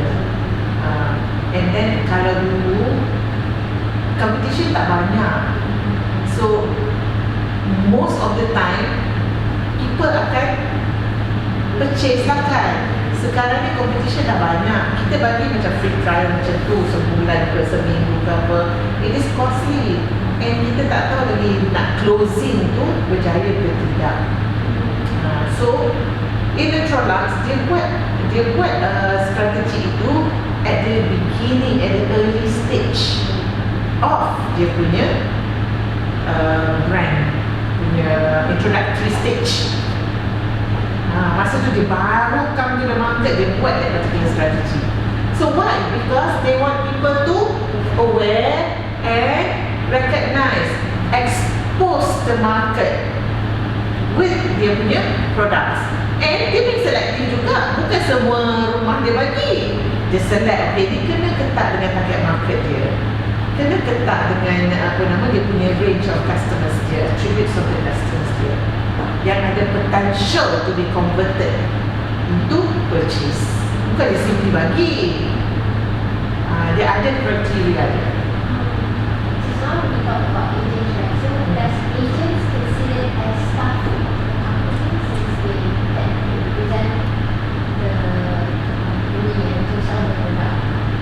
Are they still considered as a staff of the company? We can have our own staff to be a representative.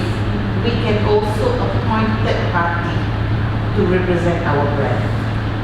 So kalau kita punya own staff tu, kita kena ada policy kita lah, salary plus commission ke, fully commission ke, fully salary ke, that is employment contract lah. Okay, kalau kita nak ambil third party untuk represent kita punya brand, itu kita kena buat kontrak lain pula lah, kontrak sebagai representative. Then kita nak kena deal lah on the commission, on the stock keeping, adakah dia buat dia ambil dropship ke, consignment dia macam mana, kan. So that will be another contract. Yes.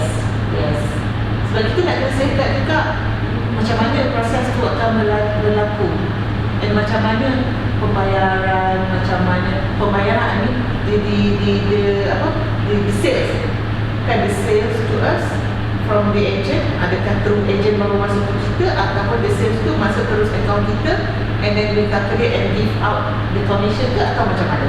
So that needs a discussion between agent and kita. We as a brand owner, we need to have a clear policy on that.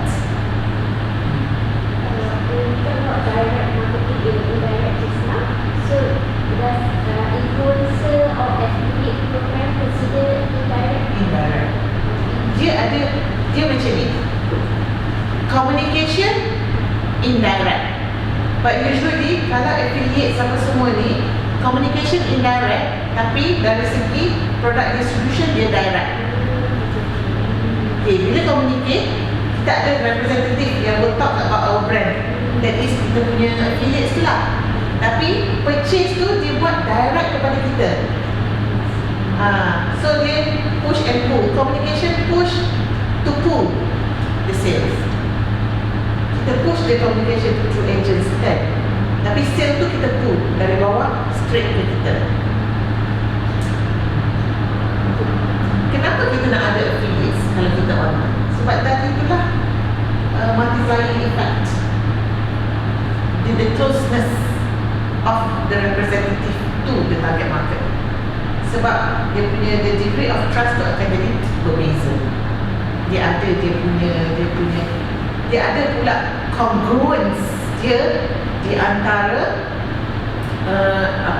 influencer tu dengan the market tu. Or like when they are huge, are the agents listed as agents or affiliate? Agents. Dia dealers. Agent and dealers. So that's the different. Yes. Dia ada term dia pula lah kan. They still carry their own stock. Agent carry stock. Dealers tak. Agent dia keep the stock. So dia punya bukan discount commission tu banyak lah. It's higher. I think like macam more than 10% tu tak ada. Banyak lah. Banyak. Okay. Dia punya konsep dia ialah, katalah the full price of the product is 100. Agent hanya beli untuk harga, agent hanya bayar for RM60 lah katalah. Dealer bayar RM80. End user bayar 100. So the difference tu adalah commission lah kepada agent and dealers. Talking about yang online tadi tu kan, influencer, affiliate tadi tu kan, itu yang dalam when we communicate about our brand, kita panggil itu sebagai parasocial interaction. Parasocial. So we have those people present dekat online, and kita ada audience at the other end. Audience ni kadang-kadang kalau the interaction tu macam yang influencer or affiliates tu yang banyak follower, you can get thousands, even millions of likes apa semua kan. But they are scattered everywhere. How can they pull these audiences together to watch this brand being communicated online? That is through the parasocial interaction. We have different group of people in the real world, but we pull them together with this one affiliates or influencer. So, mesti nak kena ada attributes yang influencer ni ada, yang could link and attract audiences daripada different places. So they act as a medium. Dia orang tengah untuk help us to communicate about our brand. Parasocial interaction. So from this parasocial interaction tu, dia boleh create parasocial relationship. Okay? Okay, we will have another activity that is the brand DNA identification. Okay, I have here with me this brand DNA template.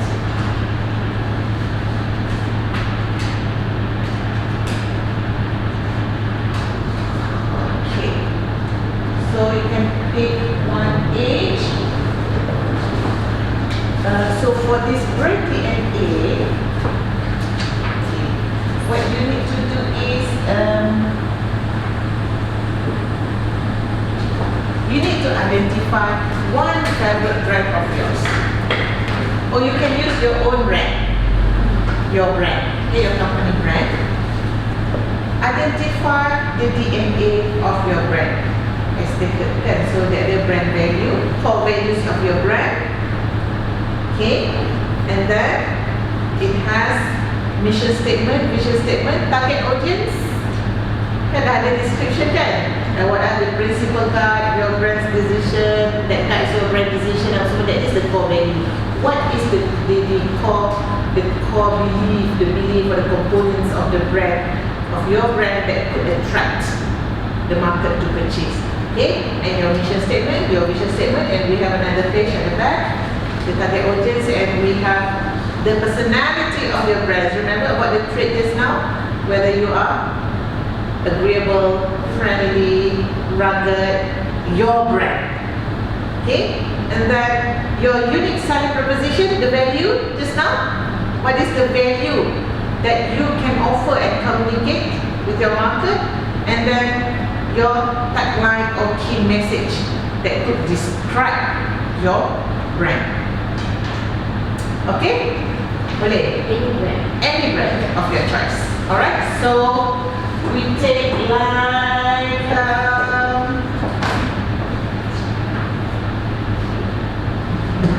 30 minutes? Boleh? Because it requires you like to identify, to like sort of analyzing the brand. So I'll give you longer. I'm going to give you for this. Alright? Let me set the timer.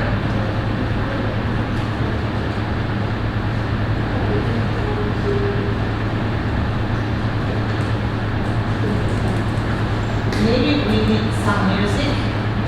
Yes.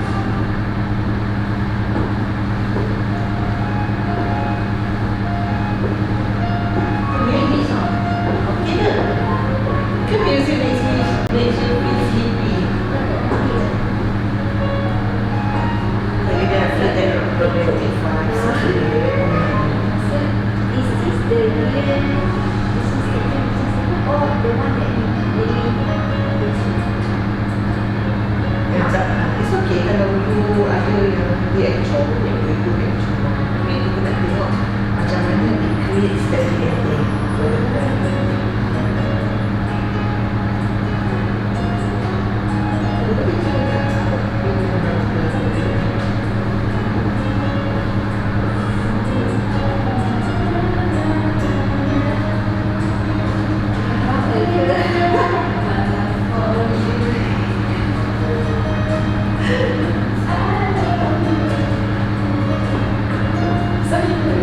Isha tahu ke lagu ni? Tahu.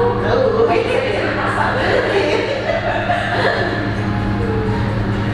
Saya bisa understand your market.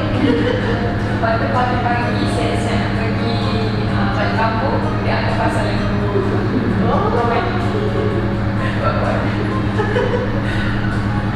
Probably sharing the love story. bagi ibu dekat mak sama mak yang bersama. Ya.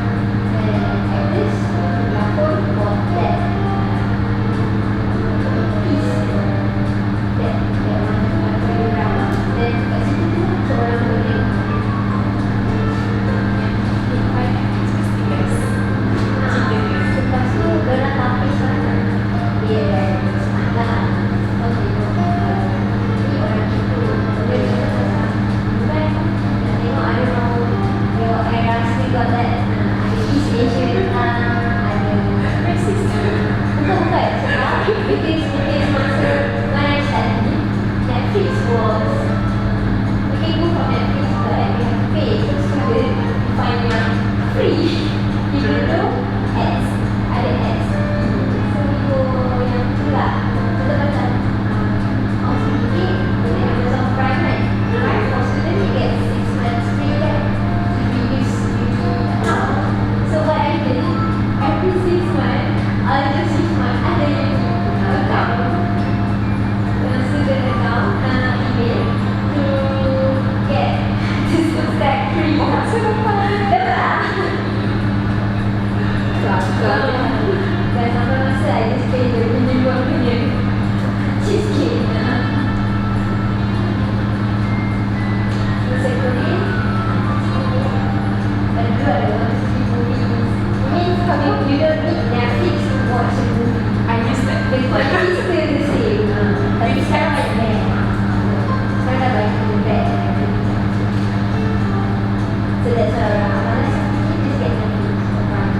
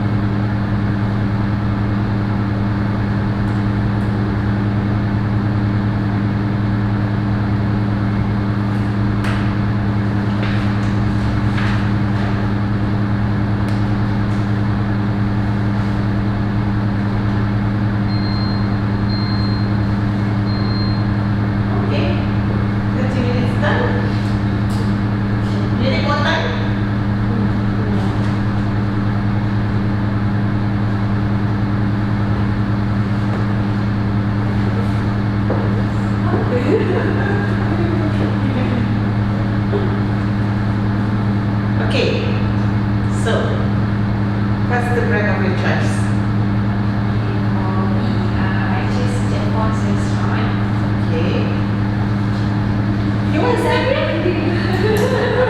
Okay, let me be the participant. Okay. Assalamualaikum everyone. So I choose for activity 2, branding identification. I choose Chef One's restaurant. Chef one. Okay. The pop-up business that I think of is food, so it comes up Chef One. Okay, so we have core values. So the core values of Chef One's restaurant is the authenticity itself, and also bring out the passion for food, Malaysian food, and they also provide warm hospitality, very good, and the cultural pride of Malaysia, and also excellence in service.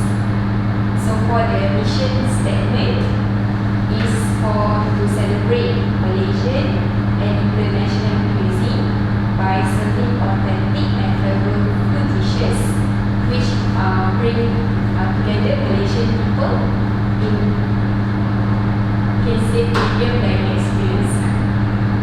So next is vision statement. So to be a globally recognized Malaysian restaurant brand.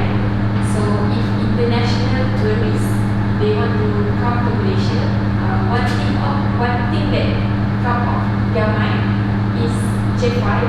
So they will emotionally like terpahat to go to Japan's restaurant because they have that trust, even though they haven't tried it yet.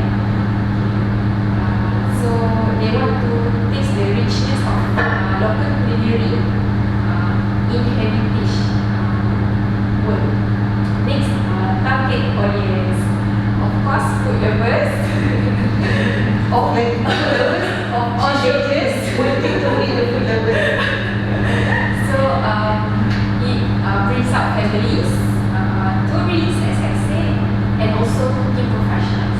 So because Japan background is professional chefs, so they want to taste how Malaysian cook by a professional one.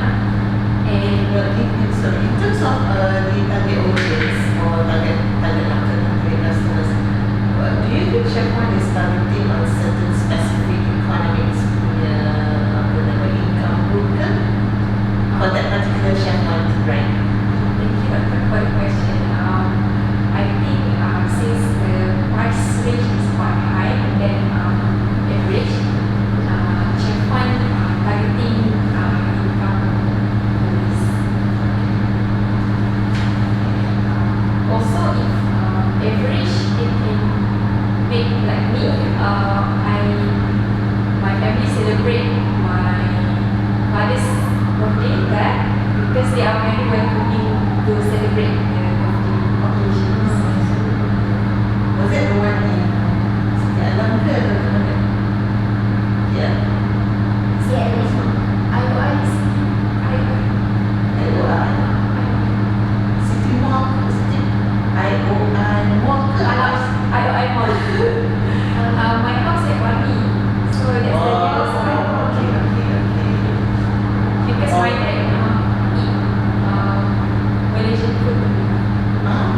So they say Japan is the best for celebrate. Romantic ways. Okay, so we go to the next one is brand personality. So if I were a person, that brand is a person. So it is more very passionate on their face. They put it very beautiful, so I can take picture. Instagrammable, charismatic, which it brings colors and beauties. Their staff is very welcoming, and also it is very proudly Malaysian business restaurant. Next is unique selling promotion. So uniqueness because it is authentic Malaysian flavors crafted with Chef Wan's personal touch and culinary expertise. So it blends in with modern dining experiences. Last but not least is example tagline and key message. From me, the tagline would be bringing Malaysian flavors to the world. If there is one thing that if I can ask you, what is the one thing that you remember the most about Chef Wan's? Their appetizer. The presentation of the menu. And the most simplest one is their telur. Goreng very crispy. I see, crispy telur dadah. So the bread comes with the signature dish, kan? So what makes Chef Wan's punya restaurant brand ni talk about by dia punya apa nama visitor is that cucur udang tu. So you see how the product complement the brand, kan? Of course Chef Wan tu dah ada strong brand, kan? And then they come out dengan apa dia idea of maybe authentic Malays, make Malay menus apa semua, and then dia ada satu signature dish yang membuatkan orang cakap pasal that brand. That is that cucur udang. So you see, this is the product and the service that the restaurant offers tu, macam mana dia boleh enhancekan lagi Chef Wan's punya brand tu, kan? Yeah, my friend from Kelantan datang sini purposely sebab nak makan cucur udang Chef Wan. So that's the signature. So you see how we integrate between the product apa sebab tu kan dia letak more, kan? The placing tu letak more of which people often visit. Betul tak? Kat sini pun dia kat sini more. So dia letak dekat more. So kat situ macam tempat tumpuan, kan? So they want to expose dia punya brand further. So dia letak kat tempat kat mana audience tu besar, crowd tu besar. So at least if they don't like drop by for food, they get exposed to the brand. Orang tahu, oh ada restoration one. Betul tak? Okay, thank you Tisha. Another question is your opinion. The personal branding of Chef Wan will it affect the restaurants when we work here? Let's say because good point. I was saying, but the restaurants they're already there. They already have a brand. Yes. Will it matter if Chef Wan tak ada?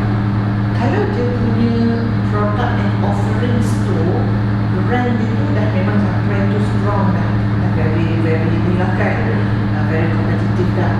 And then kalau katalah one day macam kalau Amin punya statement in one day I'm no longer around, what will happen to my brand? So that is why will it complementary, you know, the placement, the products that they have, and then macam mana they continuously keep on communicating to get the target market to remember you. That will make the brand remembered and still relevant and sustain. Kalau katalah you punya brand, contoh, okay, now the brand is good, the product is also good, the service is also good. Let's say katalah Chef Wan kata, okay, I'm no longer in the business, ataupun itulah kan, Chef Wan dah tak ada dalam business tu lagi dah, and they don't preserve the uniqueness of the offerings too. So the high potential that the brand tu akan vanish. Because kenapa dia boleh vanish? Sebab ini tak jaga that brand value. Sekarang you ada the brand value. Contohnya is the brand value. That authentic Malays tu adalah brand value, kan? So you need to keep that. So if you don't want your brand to get vanished, you nak kena jaga the uniqueness or the values that you create for that particular brand. It is not just about the name. Okay? But the brand association is so strong. So Yeah. that we don't know what happens next unless you come up with it. That Ratatouille punya Ratatouille, yes, yes. The main chef, the chef passed away and then passed on to the sous chef. Yeah. But then they still followed the recipe lah. Just a bit touch. So So it keeps the uniqueness though. Because that is the main value that the brand offers. Okay? Okay.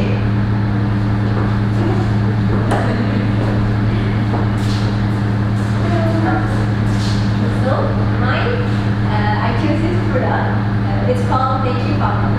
It's a Korean skincare product. I choose this product because right now I kind of have a problem with my skin, so I have to discover it. Because after pregnancy, it's a bit challenging to find products that's suitable for nursing, pregnant women, and also nursing. So Change. hormonal change. So I'm the kind of person who like pick up for every check out for every ingredients because I think this I used to be outside before where you have to check certain ingredients kan. So I think the habits just followed me back home. So yeah. So the core value for Veggie Farmer it embodies a philosophy of gratitude towards nature. So the beauty brand, they crafted skincare product that celebrates natural elements, but also blending traditional Korean herbal ingredients with modern technology. So for the mission statement, this is what based on their official website lah. Empower individual skin inner beauty by developing cosmetic with the mindset of honest farmers, while achieving balanced healthy skin slowly and naturally, promising true beauty that shines over time. So technically, the founder's father is actually a farmer.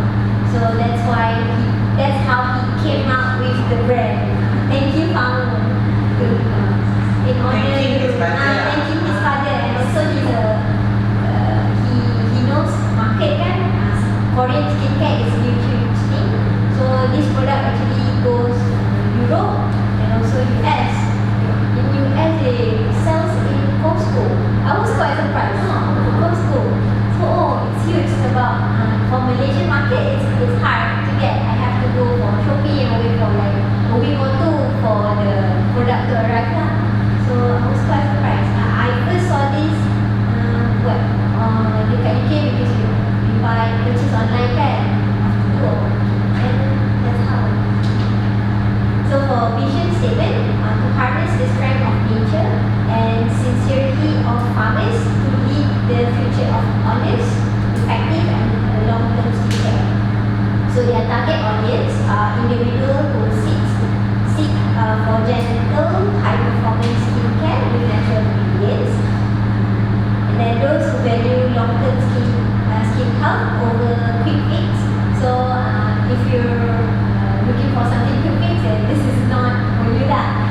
So thirdly, people with sensitive and or reactive skin who appreciate honest and low irritant formulations.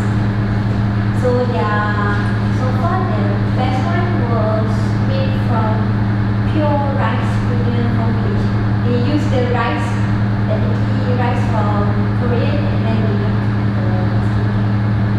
then the most seeking product for their skincare is SPF.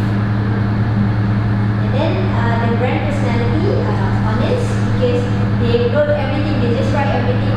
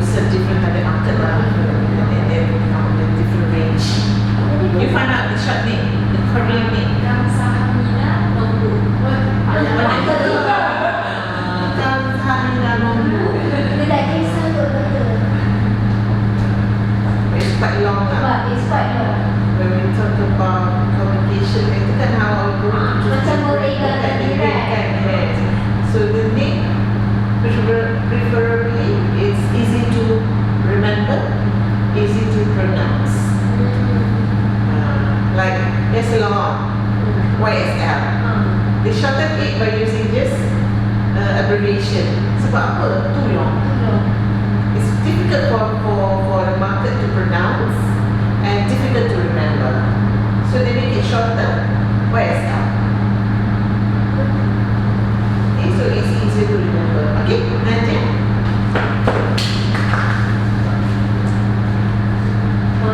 The brand that I choose might be a little boring compared to the new originals, two original ones. I chose Netflix because now I am at the phase of enjoying myself. Binge watching. So for Netflix, the core values, one is accessibility. Even though it started during, it bloomed during the COVID time, because it can be watched anywhere and anytime and anyone, because they have different packages also, and any device. And the second core value is innovation, because as it competes with other brands, streaming platform, they need to innovate more in terms of the stories, in terms of accessibility, personalization, and so on. So I put the second core values as innovation. For mission statement, the first thing I wrote was to entertain the world, because I couldn't find the Netflix punya original website. But from the annual report, it says that to improving customer experience with streaming content. For the vision statement, to become the best global entertainment distribution service. And for the target audience, the primary customers, of course, Netflix can be watched by anyone, but the primary ones are young adults aged 18 to 34. Income, I put dash because they have few packages, either from the basic ones to the premium ones. And then I put tech savvy for under the demographic as well. For psychographics is for those who value that uninterrupted entertainment, because there's no ads, you can just watch one full movie, and that consumers that have the habit of binge watching. And then those who appreciate recommendation through the personalization that the Netflix system has. So for brand personality, I circled this one very big because this is the first thing that I can think of. The brand personality is your best friend that can tell a story. That is Netflix. Because one, it is entertaining. It's like having a good host that really knows the guests. They can personalize. Oh, you come here, you want to watch this, or you want so they really know their guests, their consumers. And then I put here also creator, because they are creating stories, the original Netflix that we just discussed before. So I believe these are the brand personalities too, entertaining and creative. For their USP, first they have original content. They have the TV series, they have the reality TV shows that which I never know that I could be watching, but they made me went for it because of the original content. And then they also have global library. Unlike HBO or their competitors, they are more universal. More for everyone. They don't really specific on Asian region or Standardized.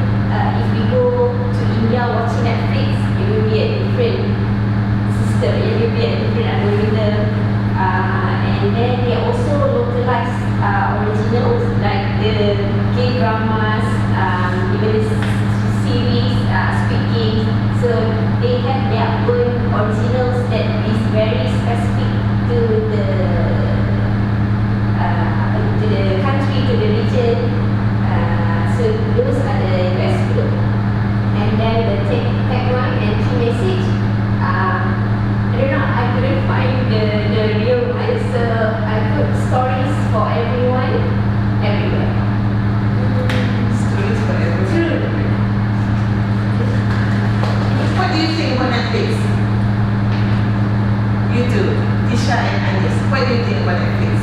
Then the best part is when we subscribe and we can share the account. So people say that we can see what our brothers watch, what my parents want to watch, what my in-laws want to watch. So everyone gets one profile kan. We get one account. So One account, it has like tiering pricing, not like tiering pricing. One account you can choose the package, and that also the value lah kan. And you can have like every 3 users ke, 2 users ke, how many users, and every user dia boleh ada library sendiri apa semua kan. So that's the value Netflix can offer kan. How do you think this apa nama, the technology that Netflix use kan? Like for example they're using an algorithm, hyper personalization service kan. How do you think apa nama that can enhance the value of the brand when Netflix do that? Do you think it help the brand to like come out even stronger ke atau macam mana that hyper personalization? I appreciate how Netflix have restricted account. So whenever my kids want to watch something, they need to watch from that kan dia ada account tu for I put anak-anak. So kalau anak-anak account, I'll make sure under the universal can set can set like YouTube Kids. something like that. So I really appreciate that, especially having children that can be control the TV themselves. For me, it adds value as a parent. Okay. So it does help to enhance the brand further. Okay, your opinion? For me, I'm not into like macam watching K-dramas. I actually don't watch dramas, but I can watch it too. So for me, I really value time I use. So if I watch like free platform, it requires me time to ads. So I really needs to be. So Okay. for me, Netflix TV like Okay. So no interruption. and no entry. Want to have fun.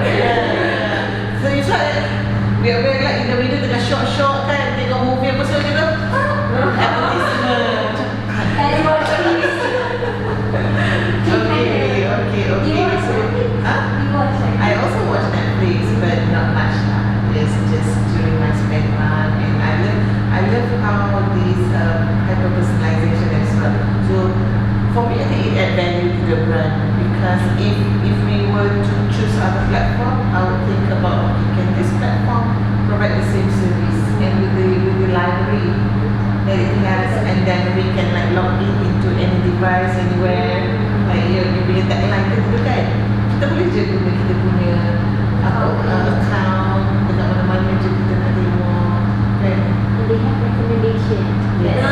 Yes. Watching the Yes. show, baby. Yes, true. I remember. That is the algorithm yang dia buat lah. That product recommendation. The product recommendation it actually helps. Sometimes kan we don't have an idea of what to watch. So dia dah read kita punya algorithm tu, dia suggest. Okay, you nampak macam you suka tengok this one kan. So okay, this is for you, this is for you, this is for you. More like this. So that's interesting. That is how this value-added services could enhance kita punya brand. Okay? Okay, so we move on to our third module. Okay, module 3. You setuju ke? Tadi masuk satu. Oh tadi patutlah rasa macam Ada rasa. Okay, so module 3 is about building the brand equity. So we have looked at the pyramid apa semua kan. Kita dah tengok what can make a strong brand apa semua kan. Now we really want to go into the brand itself. Tadi kita cakap pasal macam mana nak add value kan. Sekarang ni the brand itself. So when we want to develop the brand, kita ada elements dia. So these are the elements. Okay, remember at the beginning I said brand ni bukan logo je. Brand ni bukan nama je. So it has different elements of whether you want to use one or all. depending on how it can match with your offerings. Usually yang kita selalu tengok kan, for example, we have this example kan, kita ada name, logo, ada tagline, and ada characters. Packaging, can you differentiate the packaging or not? The packaging that you use, boleh kan? Differentiate the brand, right? Can we use a particular packaging, and by looking at the packaging, you already know what brand is that, right? So sometimes the brand owner, they just use the logo. If your logo is significantly unique, orang senang nak ingat, like Apple. Okay, why does Apple come out with an apple, the bitter apple? It means like a part of the apples tu, macam dah lepas kena gigit kan. Kenapa dia tak buat gambar apple sebiji? What do you think? Kenapa nak ambil apple yang kena gigit?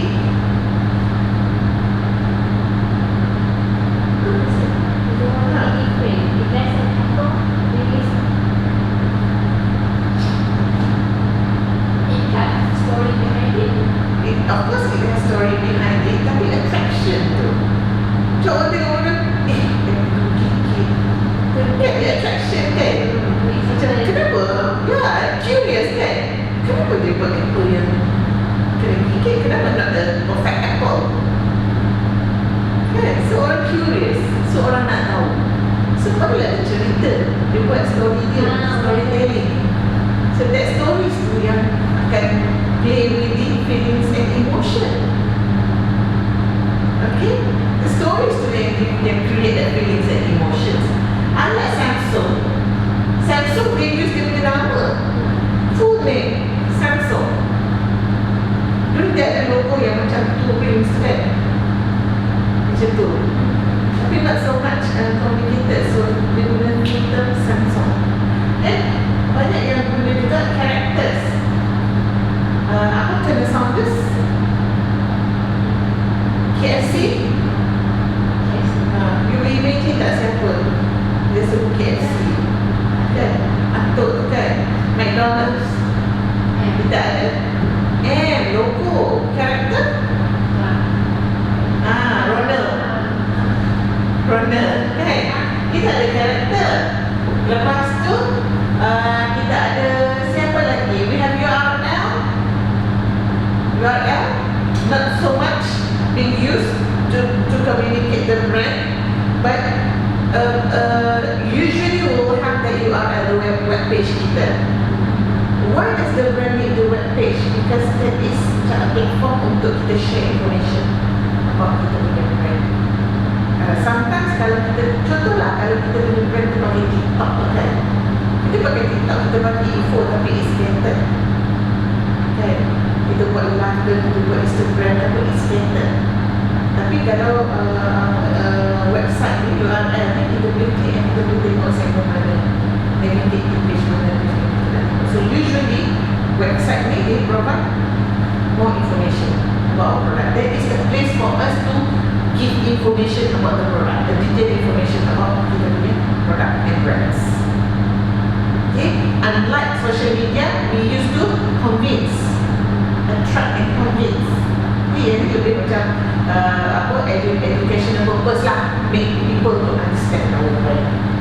Jingle, Apple ada jingle ke? Watson ada. Macam mana Watson ni?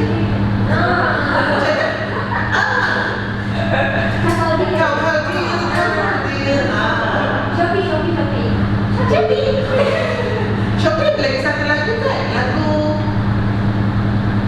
yang dia ambil daripada apa?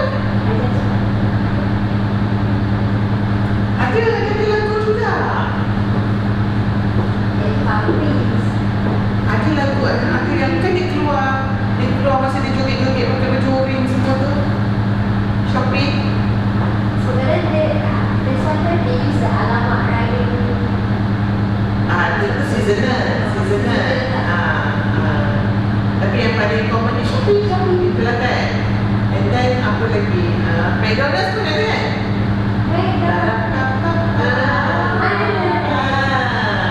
So kalau you dengan barang apa-apa, you dah it belongs to what kan? You dah boleh imagine dah what it is. Dia kata Betul? tak pakai dah. Oh, pasal dia tak perasan pula dia punya ni. Yang patut tu. I tak notice dia punya jumpa. Kalau saya makan satu jam kat situ banyak kacau. Oh, mungkin sebab I tak pernah duduk lama. I just drop by, beli aiskrim ataupun dia punya lemonade je, lepas tu keluar, tak sempat nak buat ini, I walk. But it really macam haunting kan? Betul tak? Bila once you exposed to it, dia macam replay je dalam dia punya brand. So that is the power of jingle. Okay, sebab kita nak macam without looking at it, people know about it. So every time orang sebut pasal tu, kita macam semak nak keluar dah. Recognition and recall kan keluar. So come out, sometimes it sounds macam annoying, tapi benda tu yang haunting. Haunting tu makes people remember. Ni apa cikara shop.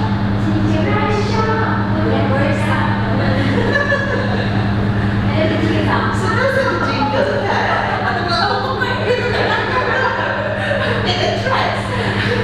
It attracts apa nama audience towards the brand. Okay, kita nak apa? Kita nak orang tahu, aware.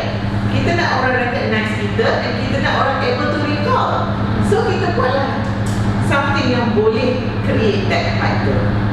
Okay, and for us to choose the brand elements, these are the criteria lah. It must be memorable, senang orang nak ingat, senang nak recognize. Kalau kita buat kita punya brand tu, contoh nama macam tadi lah, Bottega ingat, yang belakang tu apa kan? So it's tak memorable, tak boleh ingat. Kalau macam tu, dia Zurina Ismail maksudnya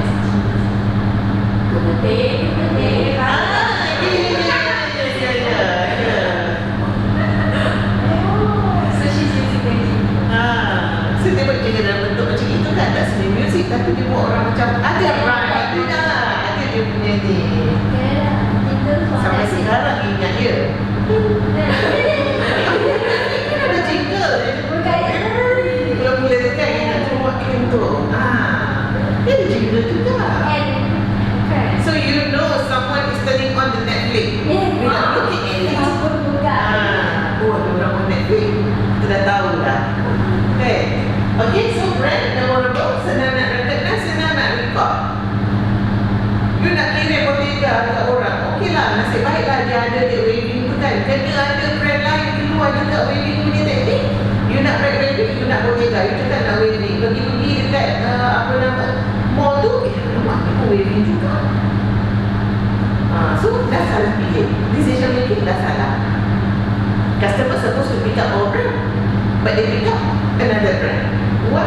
Just because of the design. Kita boleh describe design saja. We cannot make people to remember our brand. Okay, and then meaningfulness, descriptive, persuasive. So your branding should represent your offerings, and it should be able to convince your market. Darky toothpaste. Last time we have Darky toothpaste. Kita tak, orang muda ni tak tahu Darky kot. Darky, Dali sekarang. Dali, dulu nama dia Darky.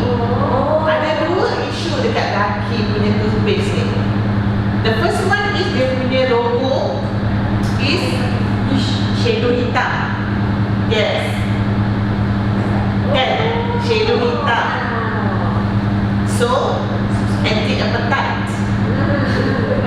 Ya, dia orang komplain pasal this Darky punya brand.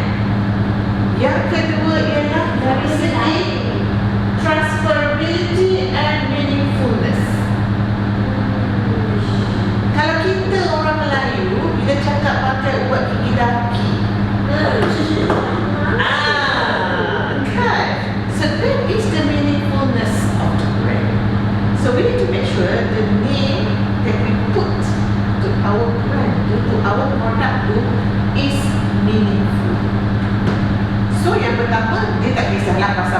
orang Melayu yang daki tu ada maksud, tapi kita when we want to put a brand name to our product, make sure dia tak ada isu-isu macam gini lah, the meaning tu kan. And yang paling menyebabkan CMP kan dia change into Dali is that anti-appetite lah.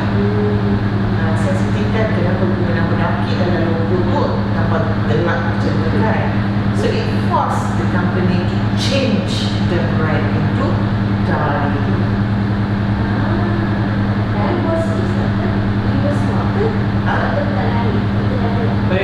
Saya tak nak. Saya kena kita kenapa.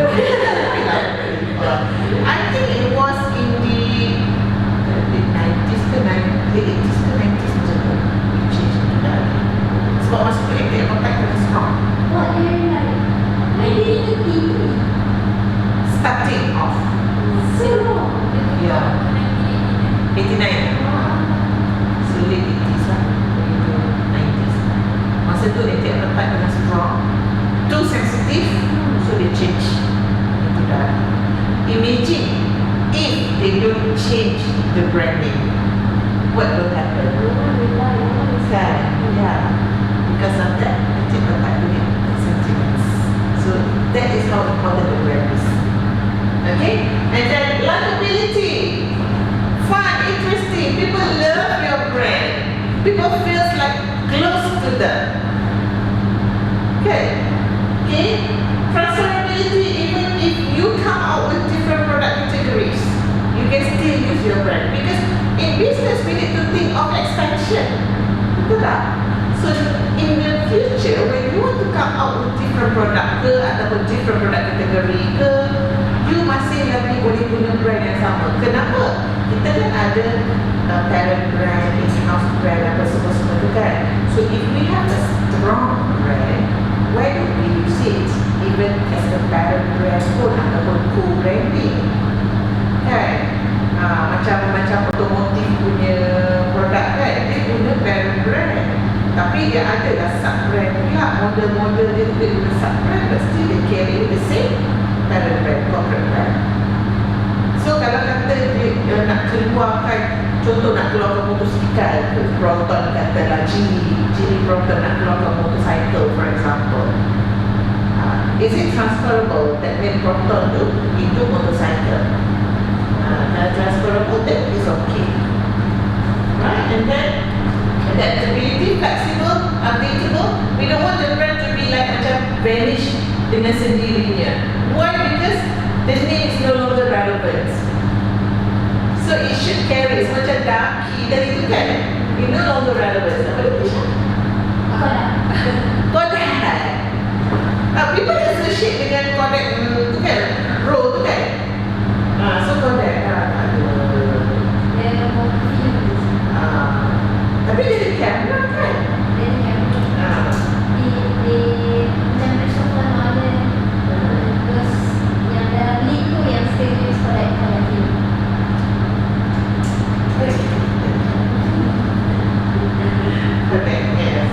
And then protectability, macam itulah logo tadi tu, pattern, okay, trademark.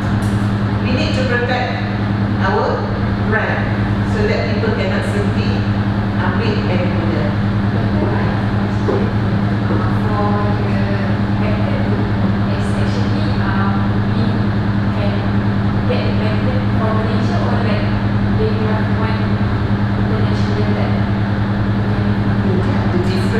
Setiap negara dia ada dia punya sendiri punya tu. Okay, we nak explore dengan okay, different name. Sometimes that's why sometimes kita tengok ada yang guna nama-nama tertentu, and so happen that name tu dah ada used by other countries. So tengok macam mana dia punya guidelines dia, rules and regulation dia. Tapi usually kalau kita patternkan kat Malaysia, kita tengok pattern Malaysia ni covered by negara mana. So kalau negara lain tu accept Malaysia punya pattern, then kita tak payah nak buat yang lain. Tapi kalau that country tak acknowledge Malaysia punya pattern, then kita kena tukar lah. Tapi dia ada juga macam trademark. Trademark kita boleh pakai. Itu bila trademark. Trademark lagi selamat. Trademark tu memang apa nama? Kita je lah register trademark. Ini dia boleh obsolete. Dia boleh obsolete. Dah 10 years dah. Berapa tahun dah? Dia lama pharmaceutical kan. Why people don't use trademark terus? Cost. Sangat tinggi. Sebab the process sounds better. Betul. Tapi untuk small businesses memang agak berat lah. When I went for the copyright, so there's a university students came with me lah. They had a talk with me. Actually, I'm not sure which school, tapi mungkin mana kot atau mana. They make product and stuff. So their lecturer brought them to copyright their and patent their work. Copyright ke patent? Nasi patent their work. So that even though they're small, start small, so nobody can do. They can their work is theirs. Ya, patent boleh. Macam copyright tu dia the lightest. The lightest. Copyright is the lightest. Patent dia upgrade sikit. So maknanya kita punya design, kita punya apa, kita boleh patentkan dia. Tapi dia ada renewal, dia ada juga tempoh dia lah. Maksimum sampai bila. Lepas tu macam dia, macam drama-drama piramid ni kan. Dah tak ada dapat protection dah. So siapa-siapa pun boleh ulang layang.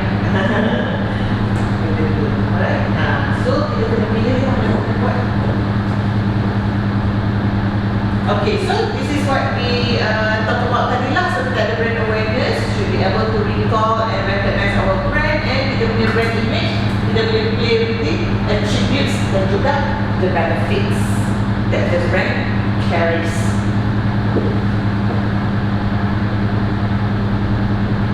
Okay, we go to communication.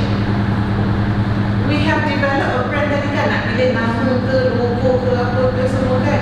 How do we communicate our brand? So basically dalam information processing model ini sebenarnya yang proses dia from number 1 to number 6. The first thing that we need to do is that we need to give exposure to the market. Expose our brand to the market. So, get them to familiarize themselves with our brand. Tell them that we are here. Right? And then, attention.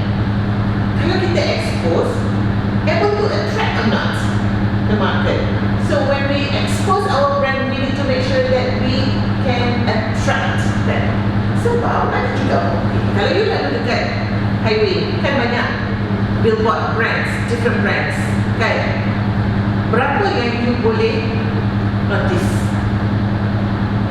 Berapa yang you notice dalam banyak-banyak berderet-deret? Yang muka besar.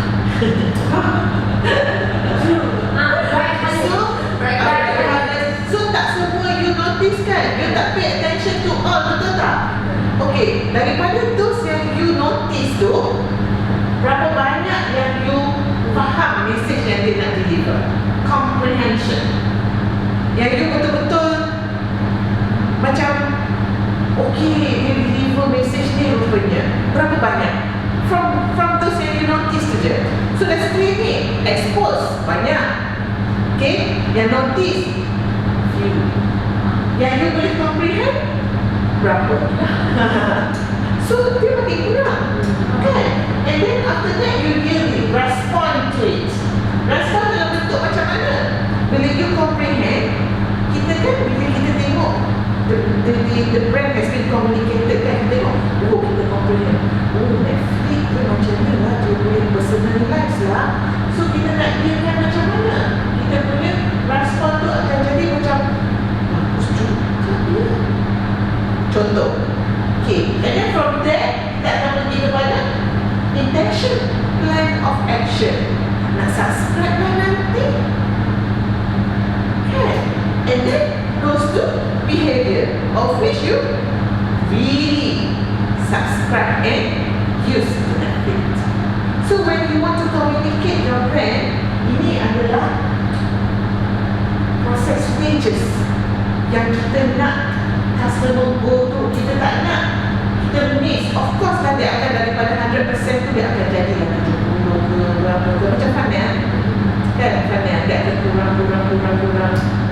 But then we want to keep that up. So how? By having a good quality of brand communication. That is the way we can retain dia punya brand tu. I have a question. Do you think Siti Khadijah's old billboard, old advertising itu yang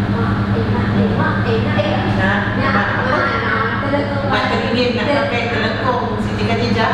it captured all the everything until sampai intention tu terus dia crack.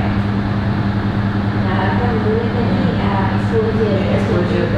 So dengan intention dia dah play with the emotion of consumers reading kan, dah sampai ke orang ke intention terus. Sebab dia play with the emotions. Dia buat emotional appeal. So bila dia buat emotional appeal using subject yang sensitif, that is the mother. So bila kita guna subject elemen yang sensitif, dia punya serap tu, dia punya serap tu lagi.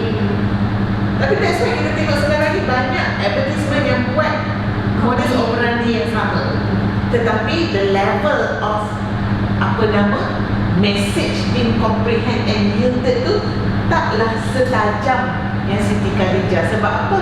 Sebab elemen subjek dia tu taklah sesensitif Siti Khadijah. Macam nasi ni cikgu, nasi tu menu. Macam Siti suka apa? Sus Siti minum sus tu kan, ini bukan Siti yang tu, ini bukan nasi yang tu.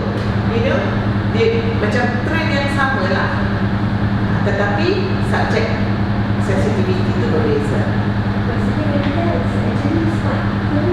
Dan dekat in this posted how they make their product kan, and then the owner said, I never thought that there's going to be a machine yang boleh sew telekong and then massive production. It's the Ryan is people still go for Siti Khadijah. Whatever it is, Siti Khadijah better. Untuk kids as well, these two people go for Siti Khadijah. Sekarang dia ada billboard yang kelakkan. Okay, so this is how we can communicate with kita punya audience. Macam tadi kan you tanya macam mana kalau you buat online, nak buat macam mana, you boleh go for advertising, you boleh buat event marketing, so that you can expose your brand to your target audience. Okay, personal selling is very important. Even kalau kita buat online pun ada personal selling. Kita buat live tu personal selling, and then kita buat macam WhatsApp ke apa ke, send inquiry, message, DM apa semua tu, kita convince further, kita communicate one to one pula. Chatbox. Cuma chatbox ni kalau chat live lagi efektif lah sebenarnya, sebab orang tengah eager, the desire is there kan. Kalau kita letak inquiry 3 hari pun nak reply, customer pun dah macam ini reply apa ni kalau so quick response is very important. Sebab bila kita duduk yang communication tadi kita start daripada exposure nak pergi ke behavior kan, kita kena tag to tag very quickly sebelum diorang diverted to other brand. Okay, so how can we consider the brand communication tu? One, kita tengok coverage dia. Can the audience be reached by the communication medium or mode yang kita select? Bila kita nak communicate kan, kita nak kena pilih nak communicate macam mana.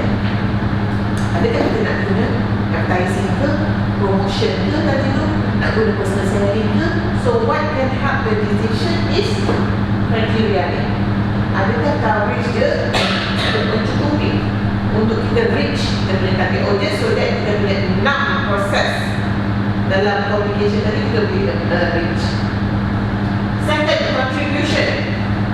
How can it give an impact to the response to the brand tu? So bila kita pilih promotion ke, advertising ke apa ke, sejauh manakah dia boleh contribute to the brand dari segi yielding, behavior, intention tadi. Okay, so this will determine effectiveness of our communication. And then commonality. Commonality means despite different media, different mode of communication, we need to make sure we deliver the same message that the brand intend to deliver. Okay, kalau kata Siti Khadijah tadi, message dia ialah nak cakap appreciation to your mother, for example. Okay, this product is designed to show your appreciation to your loved ones, that is your mother, contoh. So, tak kira lah you buat billboard ke, you buat advertisement kat TV ke, you buat personal selling ke, you buat event sponsorship ke, you akan cari tempat yang sesuai untuk reflect this is my appreciation to the loved ones. That is the message.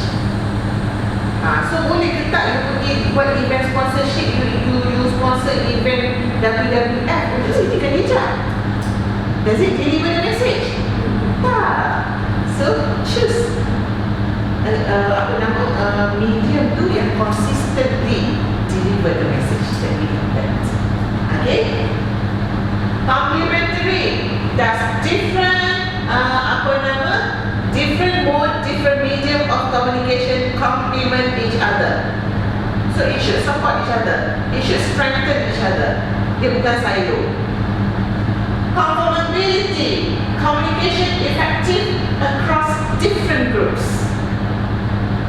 Bila you communicate dekat sini, dengan you communicate kat Pantai Timur ke, dekat mana, tempat-tempat mana, it tells the same story. Okay, and then of course, okay, conformability dan communication dengan consumer conformability. So you punya communication style yang kedua ialah whether it match or it can persuade customers, the different groups of customers alike. Right, and we have cost. Of course, this is very important for the business. Kan, kita dah cakap pasal nak advertise, pasal nak promote, nak itu, nak ini, nak ini. At the end of the day, final decision is how much will it take to communicate about our brand. Sampai dekat board of director ke, slash too high, serta kita. So cost, kita nak kena tengok cost yang bukan murah ya.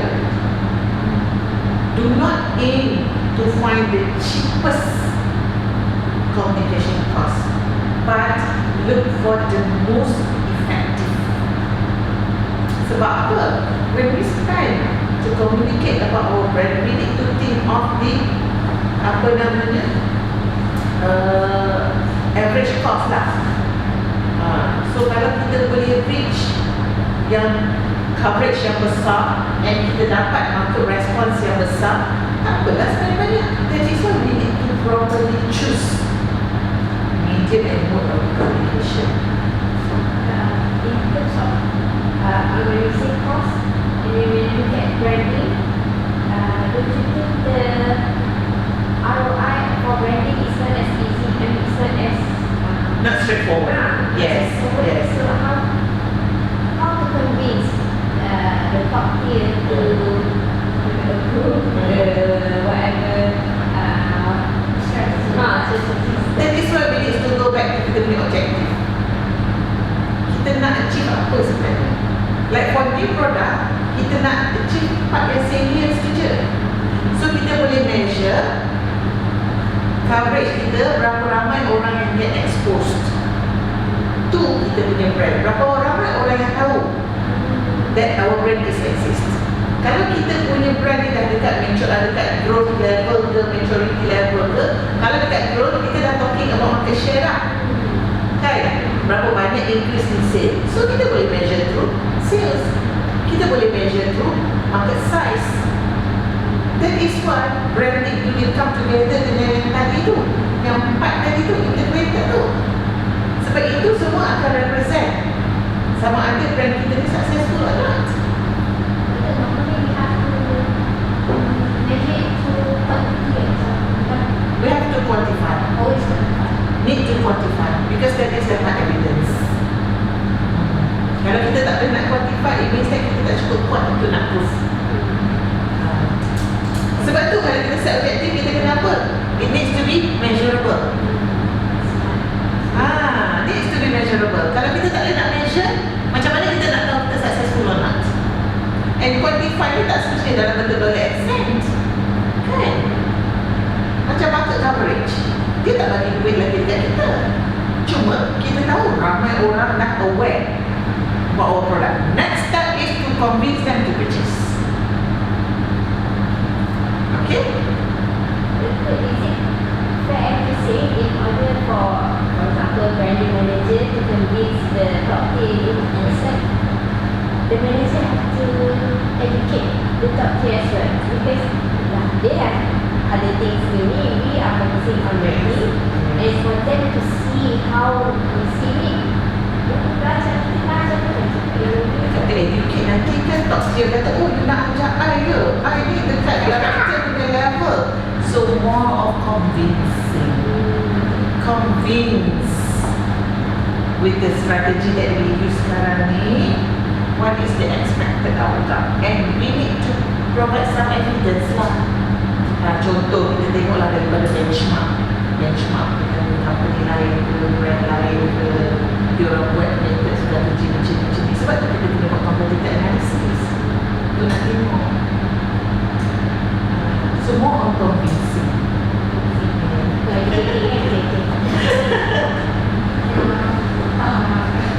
question is out of the Okay.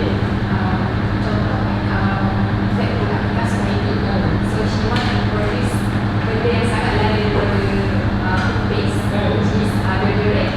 So if we want to estimate how much our target segment product target consumers untuk communicate, kita perlu dapat measurable evidence with that. So we need to find pass of ada product. Okay, macam artikel Suhaimi dia punya deodorant tu, tapi tak pakai zaitun kan? Ada zaitun. Okay, dia boleh tengok dari segi viewers semasa dia live tu, dia boleh tengok viewers dan dia boleh juga tengok UGC, user generated content, comment, likes, share.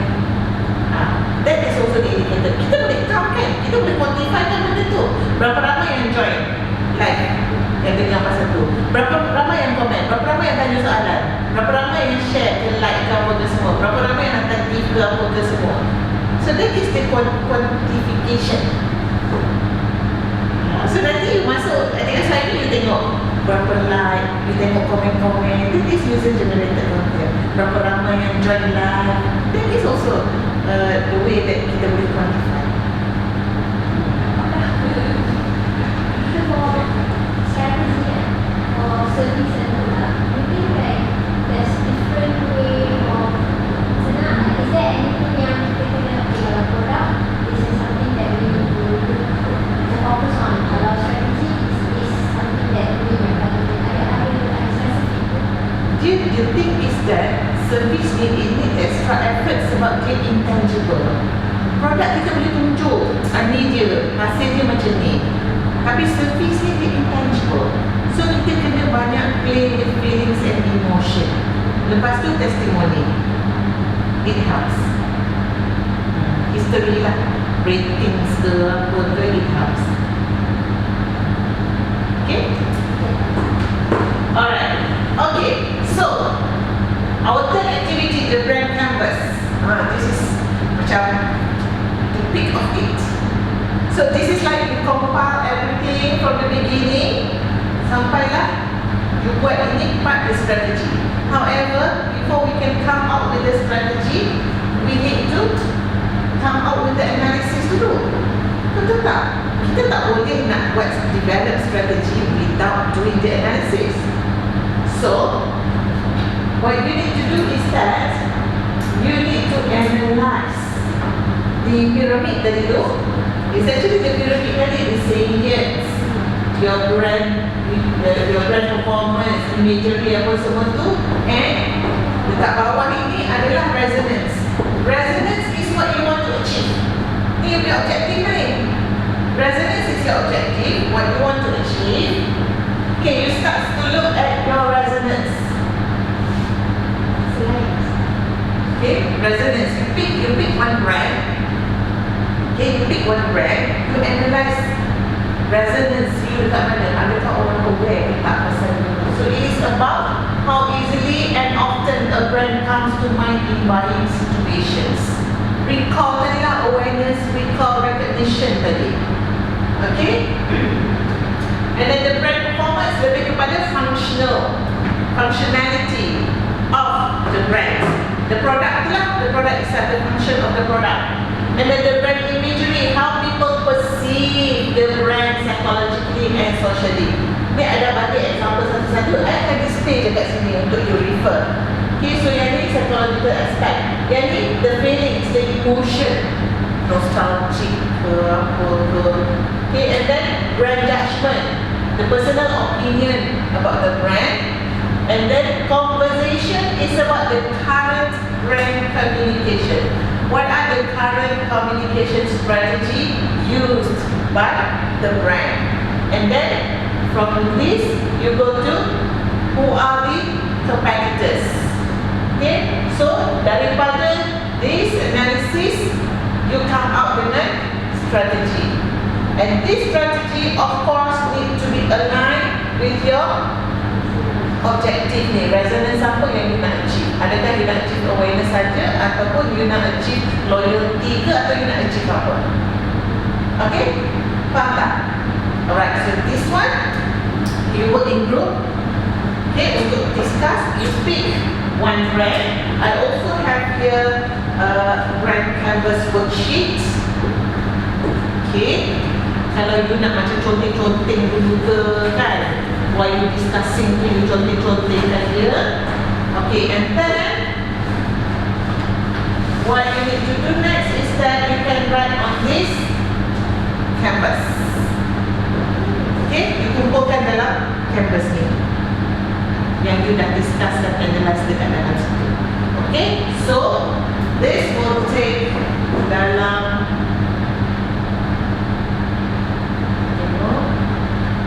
30 minutes, boleh? Okay, alright, so you can choose your brand. Nak identify dulu, nak pilih brand apa ke?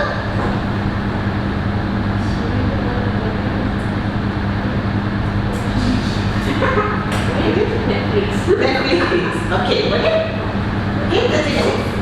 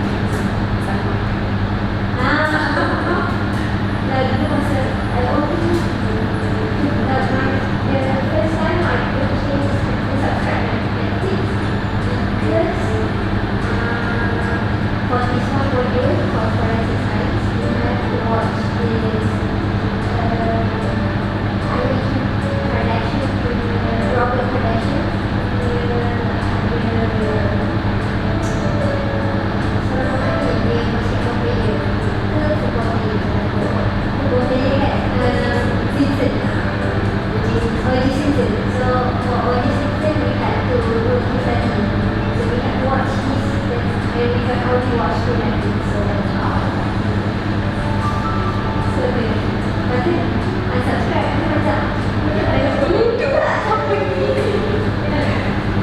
Itu dah sikit je berapa pound je.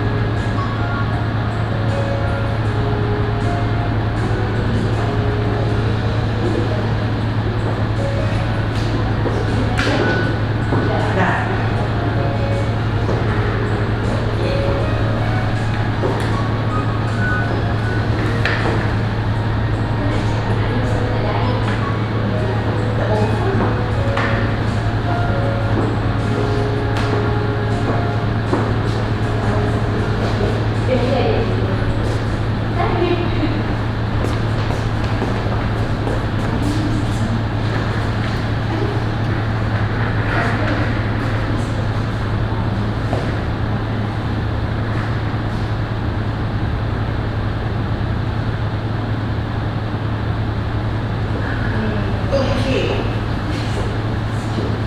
Sejuk. Okay, so I jadi participant pula. Alright.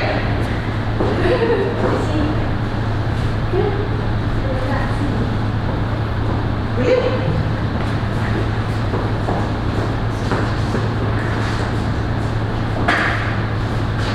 Gini. Boleh tak? Boleh tak? Dia je. Boleh. Tak perlu tak? Ya.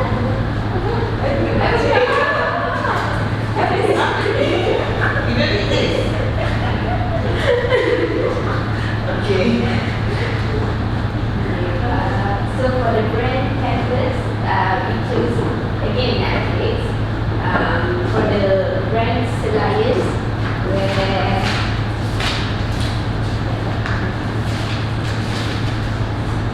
it's about who we are, who is Netflix.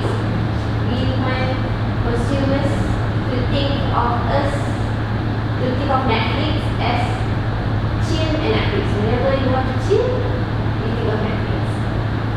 And then for the value proposition, Ada sesuatu lain.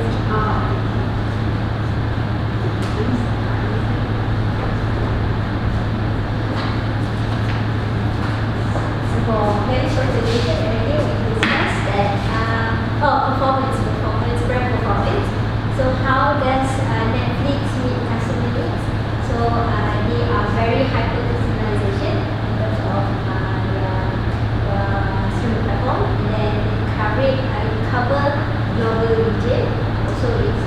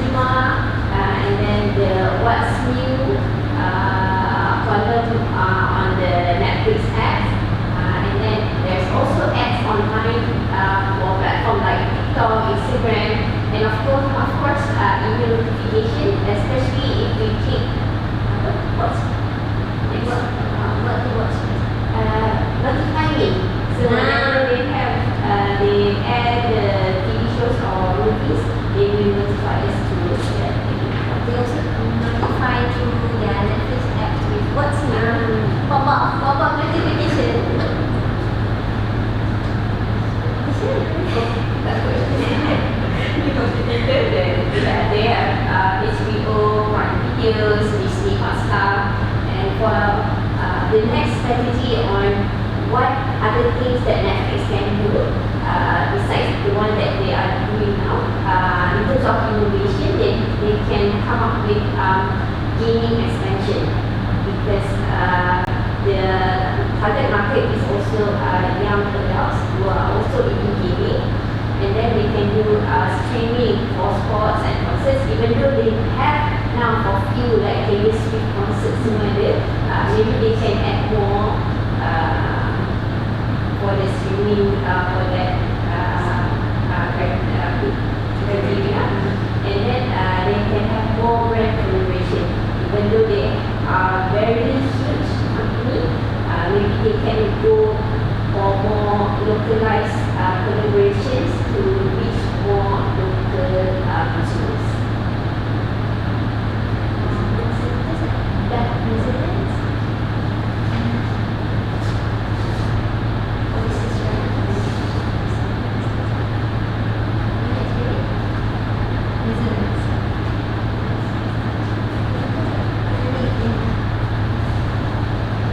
It's very important relationship and with customers.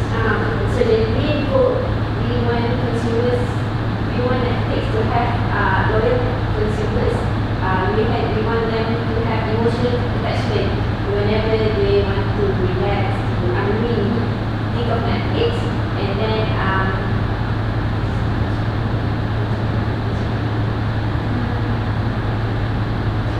Committees. This is not the word, sorry. I wrote something else. Active engagement. Level of recommendation. These are the main goal of what we want consumers to think of and to portray or to have a perception on Netflix. So as a user, currently a user current user what else do you expect from Netflix? Probably I want to watch what I can watch outside. So extended Extended. range, more range, wider range of their movies or offerings.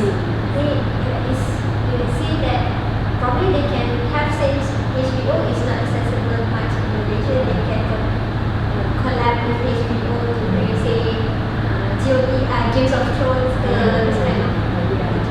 Memang high, people keep watching, rewatching and stuff, and then come back like Big Bang Theories because they just end up ending their contract with the movie. So from all this analysis from your brand canvas, you can see, right, the integration that you mentioned in module number 2 about the values, right? So we need to integrate with the offerings, we need to integrate with the communications, we need to integrate with where the platform is, so that once we have all this integrated, and then you say you wish Netflix to have like a broader coverage, it means that extend the offerings, the core product that is the movies or the TV shows or whatever series that they currently have, extend it into another one like HBO or all those kind of things. So that is the expanded service. So it means that being a good brand still requires you to focus on your core offerings, that is the product or the service, and still you need to communicate about your brand, and still you need to make sure that you have a good place for you to communicate, and you have a good platform as a place for you to deliver the brand. So having this integration will make your brand even stronger. Right? Okay, thank you very much. Good job. Okay, so before we end the session, I would like to show you one video. Okay.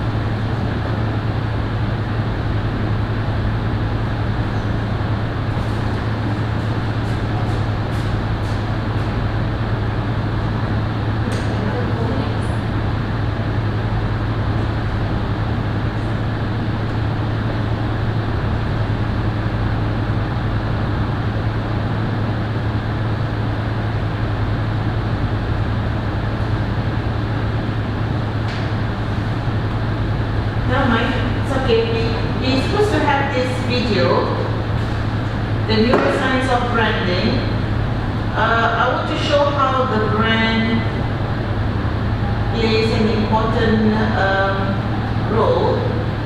Hold on, if I can access it through this site.